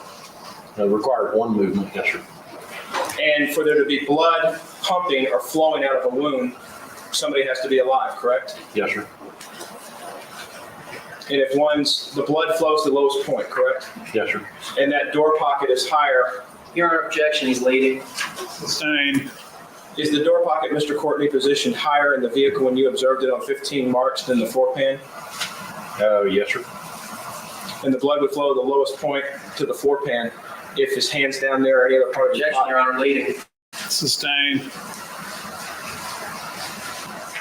Your Honor, at this time I'd ask that the first 7 jurors be able to step down so they can see some items here. We've talked to the folks in the back too. Mr. Courtney, I'd ask you at this time, can you show that the first 7 members of the jury, when you look in the door panel on this door as it's mocked up here, there is what you've looked at before. There appears to be some glass, some pulverized glass or some remains of glass inside the door panel itself, correct, in the door pocket? Yes, sir. Were you able to make any observations or conclude whether or not there was a significant amount of glass found on the carpet that goes on the back side? This carpet that you removed earlier from the back side. No, sir. What would you expect with no glass on this and no blood on this? What would you? Thanks, friend. I mean, Aussie person. If I had I don't have a good Aussie accent, so I will just say it in my best Midwestern accent of, I once watched Carmen nurse a flamingo back to health. Was it a flamingo or a penguin? Because in this chat, we don't know. Back to health with a 40-ounce Mickey's, and she may not know what that is. She taught me how to I love know a what woman that is. and scold a child. Now chug a beer. I like how my own brother is like, ha ha ha ha ha. You're supposed to be on my side. I think both Brandons right now, because one for the super chat and the other one because I was funny that he laughed. Maybe. This is what bullying looks like. Wait, that's Lesko this whole time. Wow, fooled me. Is that how you Yeah. said that, Gabby? Just brought. Oh, never mind. Wow. Are the Brandons like teaming up here right now? What is happening? I'm not chugging one all at one time. I don't even know. I don't know what's happening. All I can hear Hera. I need to check and see what her issue is. So I'm gonna hit play.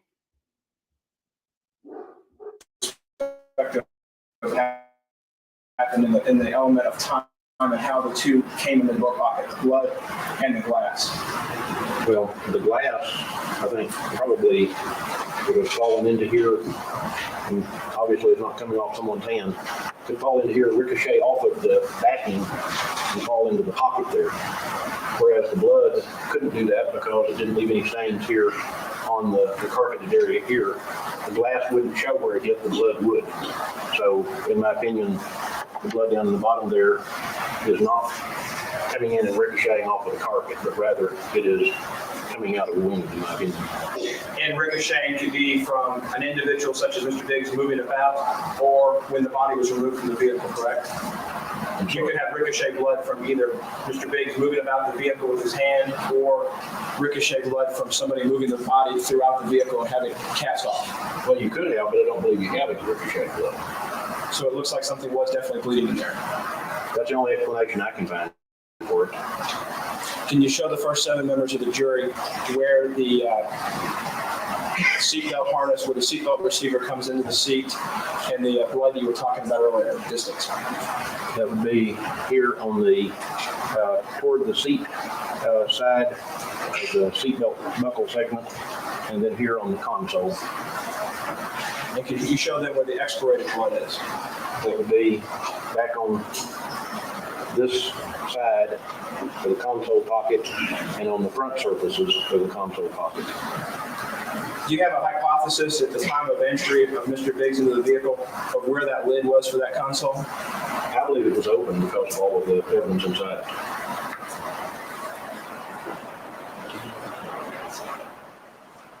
Mr. Courtney, if we could talk about this door a little bit more. There's some blood in flight that you have detected on this door, correct? Yes, sir. Can you show the members of the jury its relationship to where the door is in the vehicle? There's several pieces, several droplets in this area, here, over here, and some more down here. There's a poster behind your left shoulder, a photo of a seatbelt in the left or the right passenger inbound seatbelt receiver. Can you show the jury of how that would relate if the passenger seat's burned in our case, correct? Yes, sir. Would you consider that tampering with evidence? Objection, Your Honor. Calls for exclusion. Sustained. Mr. Courtney, can you show how the seat cushion of the fabric that's consistent with the driver's side would build up the passenger seat? I'm not sure I understood the question. The photo you have behind you, is that a fair and accurate representation of what that passenger seat should look like with the seatbelt there? Yes, sir, that is the exemplar.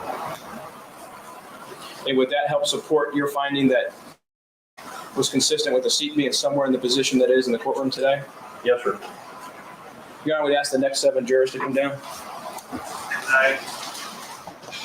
Mr. Courtney, I'd ask if you'd start with the expirated blood that you found inside the center console. It would be in this pocket here. It would be on the wall over here toward the side of the driver, and then on the front of the cup holder segment, and again on the front of the deeper well down here. And can you show us where you testified before lunch where the transfer blood is in relationship to the seat now?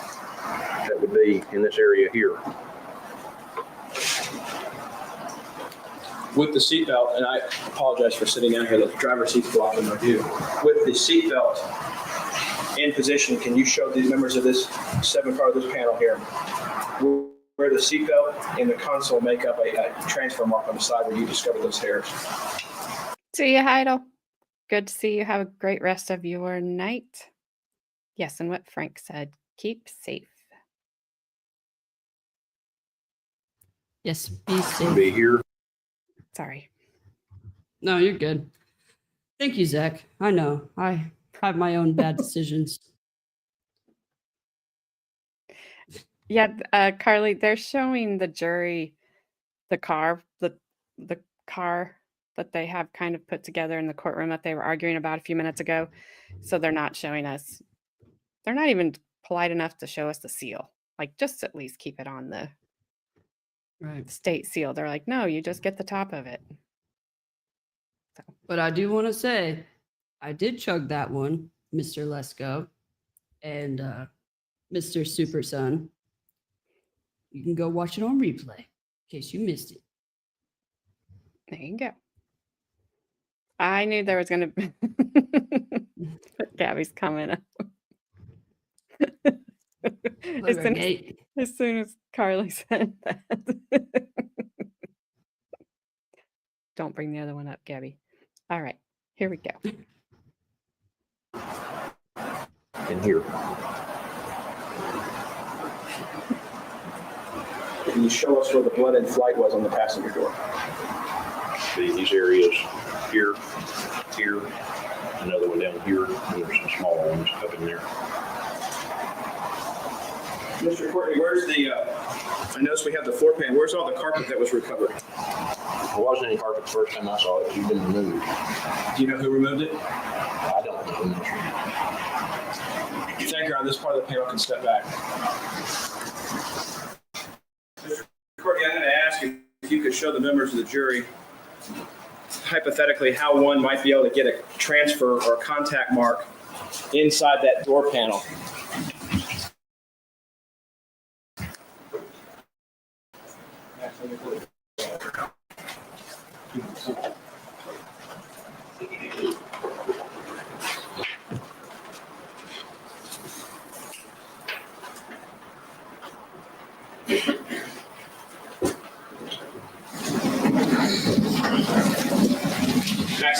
show us how you would believe a left hand would be able to do a contact mark inside that door panel? Something about like this, where the palm of the hand is touching the outside of the door. A finger is reaching around inside, and the bleeding finger is causing the blood to deposit on the bottom of the pocket. Is it consistent with somebody gripping the inside of that door pocket? Yes, sir. Thank you, ma'am.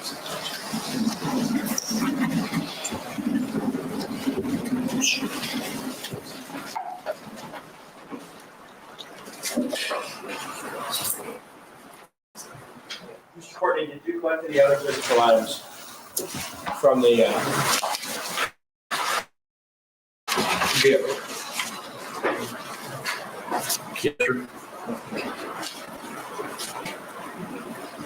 Did you find any pay stubs in there? I believe so. Yes, sir.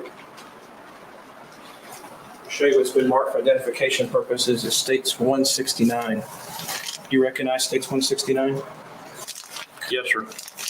And where did you collect that in the vehicle?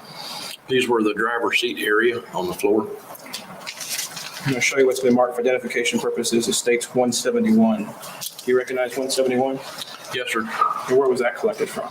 It's a ballpoint pen that was between the trunk and the rear window. Your Honor, this time the statement tendered to defense counsel states 169, 171. I move for the admission of evidence. No objection, Your Honor. All right, States Exhibit 169 and 171 will be admitted. May they be published as well, Your Honor. They may. Thank you, Your Honor. Pass the witness. Courtney, Your Honor, if it's okay, I'll wait till the jury's finished looking at the exhibits. You may. All right, count.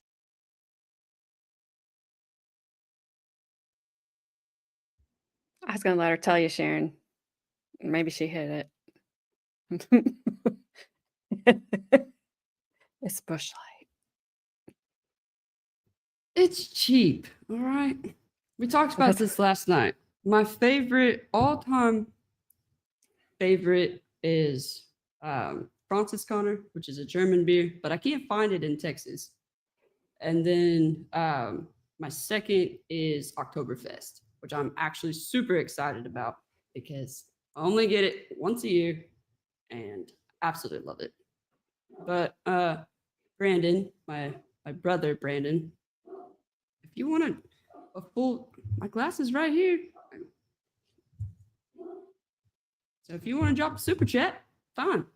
But no, She's a baller on a budget. So all are on a budget. Exactly.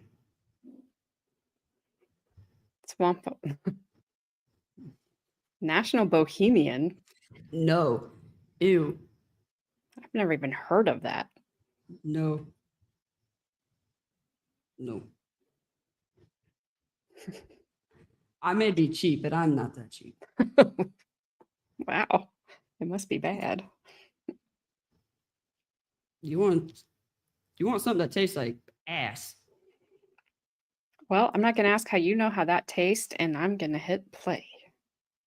Sir, you may continue. Mr. Courtney, I just want to make sure I'm clear. All the stuff you found in the two door pockets, that would be States Exhibits 162 to 166 in the driver's side door pocket. And, I don't know what numbers they were. The ones the jury was just looking at.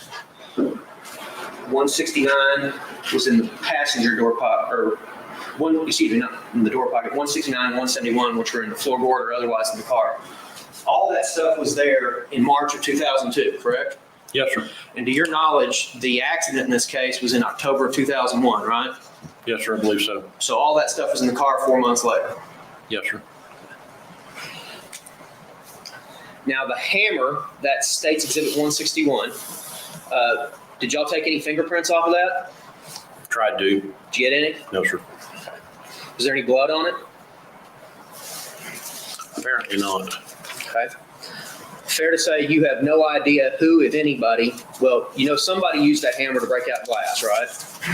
That's what it's been used for, yes, sir. But you have no idea who it was. I don't have any direct knowledge who it was.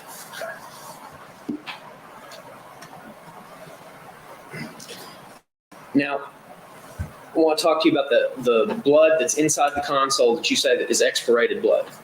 Okay. Well, I've said it's consistent with that. Consistent with it. Okay. Did you notice, was it lighter in color than the other blood stains inside the console? I don't think you can determine that with the angled lighting you've got to look at it with. It doesn't appear to be any different. Did you see any what appeared to be air bubbles or marks where air bubbles were in it that dried? No, sir. Did you run an amylase test to see if it had if the enzymes in it were diluted as if it had saliva in it? I don't believe so. Also, with No. regard to that expirated blood, from your analysis, that's consistent with a single occurrence, correct? Could be, yes, sir. Could be. So it could have been one breath that put that blood inside the console, if in fact it was a breath that did it. Yes, sir.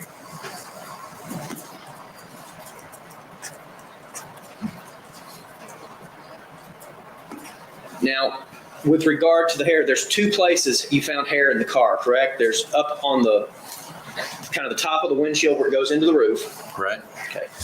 And you just know that it's hair that's consistent with a Caucasian person. Yes, sir. You don't know if it's head hair. I don't, Okay. but I didn't look at the hairs. Okay. Your lab do Yes, that? sir. Yes, sir. Based on the testing your lab did, do you know if it's head hair? There's no comment made. It's just that it's Caucasian. Okay. So it could have been head hair, could have been back hair, could have been arm hair, could have been leg hair. I cannot exclude those since I didn't look at it. Okay.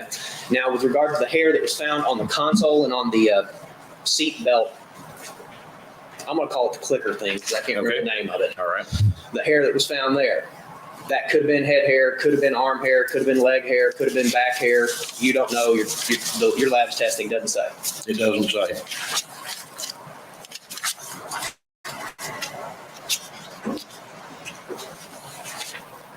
Now, the blood in flight, which is on the door panel, can you explain to me what blood in flight means? Blood that is traveling through the air and hits on the surface. Now, you don't know how that blood got there. It could have been when the body initially came through the windshield. Could have been later. Yes, both of those are possible.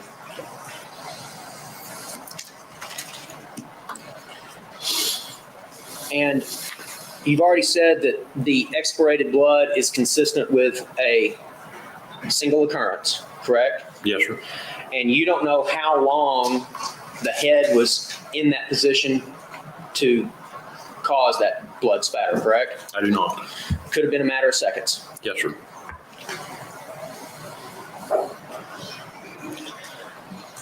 Could have happened as soon as he came through the windshield. Yes, sir.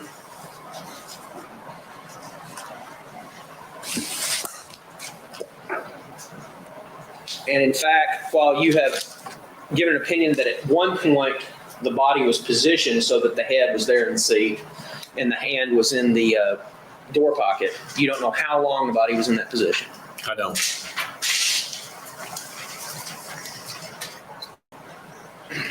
You don't know if the hand was in the door pocket at the same time that the head was up in the seat. I don't.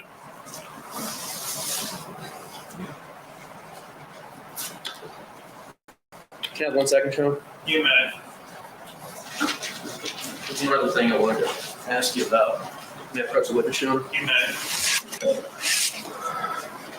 I'm going to show you what has previously been marked and admitted as State's Exhibit 172, and I don't know, 172. And I'm going to ask you, this is the stuff that was pulled out of the passenger door pocket, is that correct? Yes, sir. The same one where you showed the jury the contact blood stain. Yes, sir.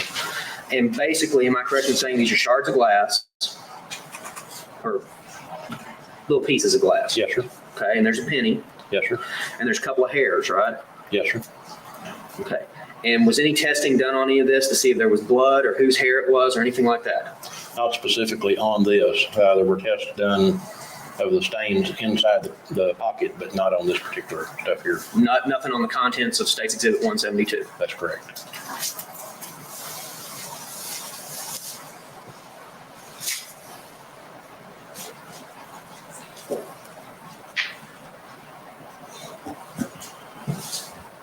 These contact stains, you can't tell for sure what object made them, right?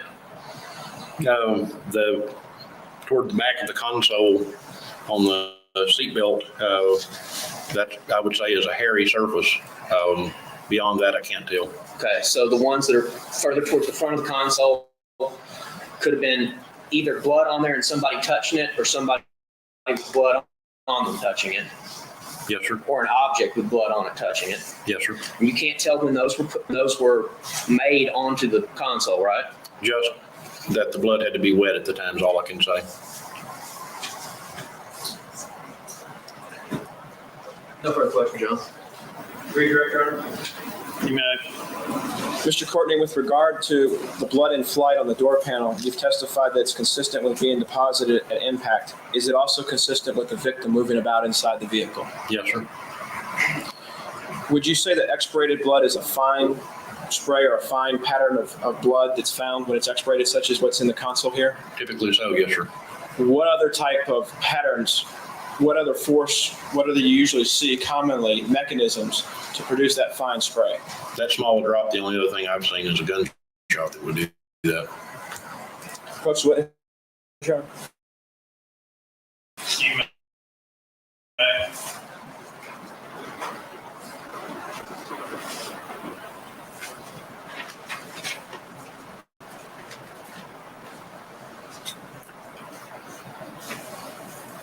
Courtney, I'm going to show you what's been marked for identification purposes as States 185. Have you had a chance to look at 185 prior to testifying today? I've seen it, yes, sir. Zach, who do you think approved your message? Carmen, your dog is howling. Yes, that's what I meant. Should be all right. Here, there's Zach's comment. I'm not reading it. I'm saying that out loud. So disappointed, though. I'm not reading Frank's either. Frank says, Harry Boss. Yikes. It's a long story, Frank. It's a very long story. Basically, this woman was like cheating on her husband or whatever, and then tried to use that she was on her period at the time and had a tampon in there. And to this day, that tampon has never been found. It's just lost in the abyss. So that's why we say tampon gate. Ew. Oops. Just, is she even alive anymore? Did she get like shock syndrome? No, she's alive. And Gabby, thank you for the super chat. I didn't say that. She wasn't cheating. She accused her husband's best friend of raping her. Oh, that's what it was. Because they were saying he got mad at her because he told his wife something about him, and I don't know. It was a very bad story. It was a very bad trial. At the end of the day, we did not believe her. But at the end of the day, the tampon has still not been found. Poor It's out there. tampon. It's out there Just- somewhere, or in there somewhere, or up there somewhere. I don't know. We're almost done with this bloody mess right here, though. And I'm pushing. Ah, Gotcha. nice. Would that aid you in your testimony in the amount of blood that was found in that door panel? Yes, sir. Your Honor, at this time, the state attendant to defense counsel states 185 move for submission of evidence. No objection, Your Honor. All right, State's Exhibit 185 will be admitted. May it be published as well, Your Honor. No. Mr. Courtney, do you observe any injuries on this left hand that states 185? Yes, sir. And can you please point to those for the jury? A large opening in the skin on the middle finger, some abrasions, some of which look to be open on the index finger, and then really just more scrapes on the others. Could this be consistent with the blood that's found inside that door panel? Sure. Defense counsel asked you whether or not you could discern if the blood that's found here on a contact in the door panel and the blood that's found both on the console and on the inbound seatbelt receiver could have all been done at the same time. Yes, sir. And your answer was, Could have been. is it also the same and consistent that it could have been done at separate times with the body moving about? Yes. Thank you, pass the witness. No further question, John. May this witness be excused. From the state, yes, Your Honor. That's fine. Thank you very much. Yes, sir. Counsel for state. Gosh. Whew. Can we get some women witnesses next? They don't seem to have the whistle. Yeah. Good grief. So sometimes your friend's wife is just too tempting. Nope, she wasn't. She wasn't. Too tempting. She was something. It's all about the game. I don't care what it's about. Just they haven't seemed to have the judge whistles, the attorney's whistle. The female attorney didn't whistle, and all the male witnesses have whistled. Like, I don't know what's going on in the early 2000s, but they all whistle, but they do have great hair. they do have good hair.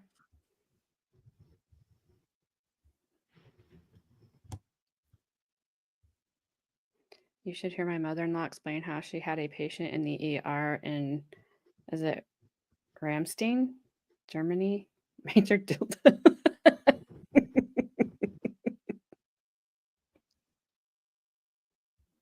Oh no, we've had that at the jail before. I'm like, you have what? In where? All right. I don't know what's going on upstairs, but we do not page Right. that doctor. Paging Dr. Dildo. Paging Dr. Dildo. If you won't, I will. Of course you would. Anyways, I don't know what's happening. Sorry, I my need to dog go. is going ballistic upstairs. She is. Frank, I was hoping we were gonna get at least one of those from you One- tonight because they Still make me do. laugh. Googling. Googling. Yes, thank you so much for hanging out. It sounds like a fire alarm is about to explode. It does. Yeah, well, that's Okay. your. I don't know what's happening. I gotta go see if there's something. I didn't see anything in the front yard. But anyway, so Carmen might stream tomorrow. She might not. So I don't know. I have some things that I might have to do for the sheriff's department tomorrow. I'm not quite sure. I'm gonna mute you real quick. That's fine. I got some things that I may or may not have to do for the sheriff's department tomorrow. So it's just kind of really going to depend on that. If I do, it will be at 5 p.m. Eastern time, which is an hour before we normally do. So 5 p.m. Eastern time, 4 p.m. Central time, 3 p.m. Mountain time. I think that's 9 a.m. Antarctica the next day time. But I do want to do a special thanks to Bri for gifting a membership, and then the super chats with Aussie, who is also Let's Go, but it might not be Let's Go. It's just another Aussie. ×3, Zach and Gabby. We really, really appreciate that. If we do stream tomorrow, we're going to go with the next person will be Captain Jim Souter. He's with the Fort Worth Fire Department. And I know we've heard that she has, her brother was a lieutenant. So don't get that confused. A captain is above a lieutenant. So it is not the same person. And then we will go on with Dr. Raymond. I'm not even going to attempt to pronounce his last name. He's an emergency medicine physician. So that's what if we get to stream tomorrow, that's what we'll be doing. I kept that up there for you. Yeah. will be there on dildo time. Oh, hey, that's a good one. 69 dildo vagina, something's burning, go see a doctor. Time.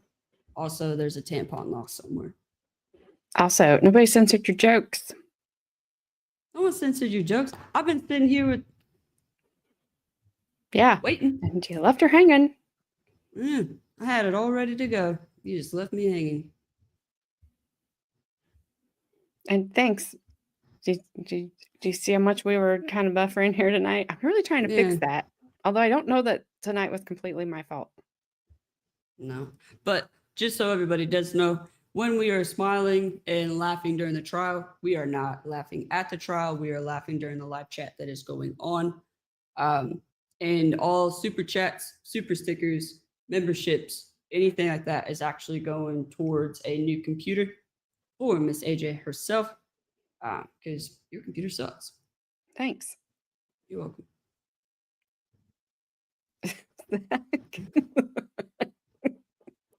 Zach might No, be you're laughing at the not. trial. No, you're not. Good try, though.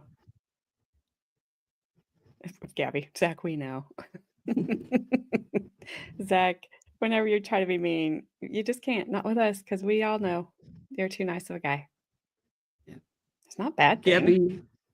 Gabby, will you go ahead and drop Grandma's link in the chat, please? Zach. Shut up, Gabby.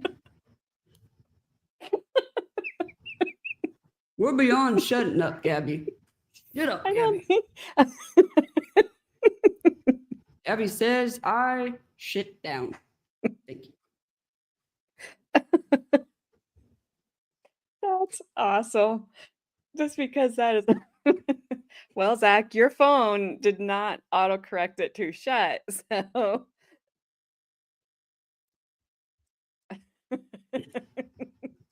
That's on you, buddy.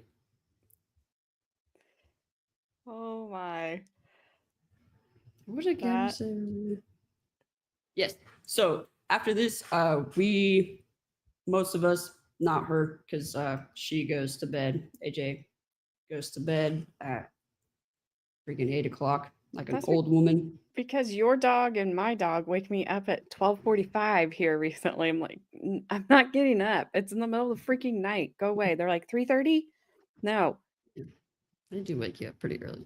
I'm trying to hold them off until the time changes so that when it falls back, then I will still be at a halfway normal time, and it won't be just horrible as it's been, because they are driving me crazy.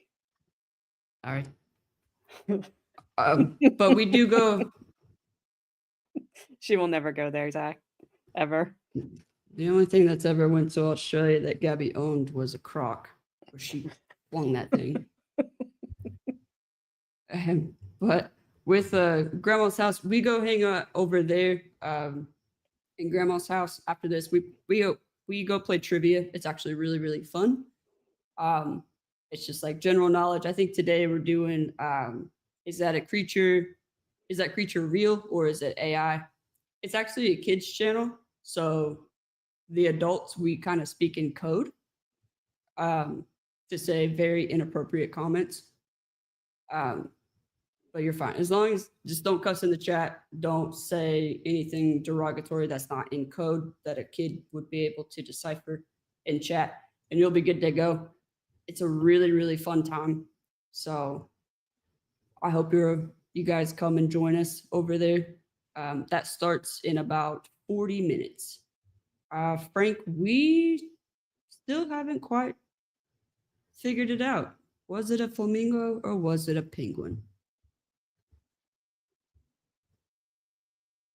I would agree with you, Gabby. And when you speak in code, they probably are just like laughing and texting each other. They think they're fooling us.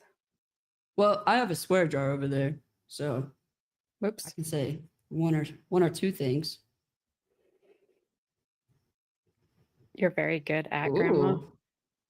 You're very good at Grandma's. Zach, I swear to God, if you get in Grandma's box before, because I already dealt with this a couple days ago, where Gabby got in there before. She thought she was so slick. on changing her name. Mm-mm. Yeah. I know it's weird. Yeah. I Yes. always had them reversed in my mind. Then Flashman educated me. Yeah. All right, guys, I will see you on Monday. Have a good weekend. Thank you, everyone, for hanging out. If you haven't already, please hit that like and subscribe button on your way out. Carmen may see you here tomorrow. I don't know. Well, I mean, just I'll know depends. because I have to make the stream for her. But Yeah. other It than just that, depends. I will let you guys know as soon as possible. But other than that, you guys have a great rest of your evening. And I hope to see you all in Grandma's box. Bye. box.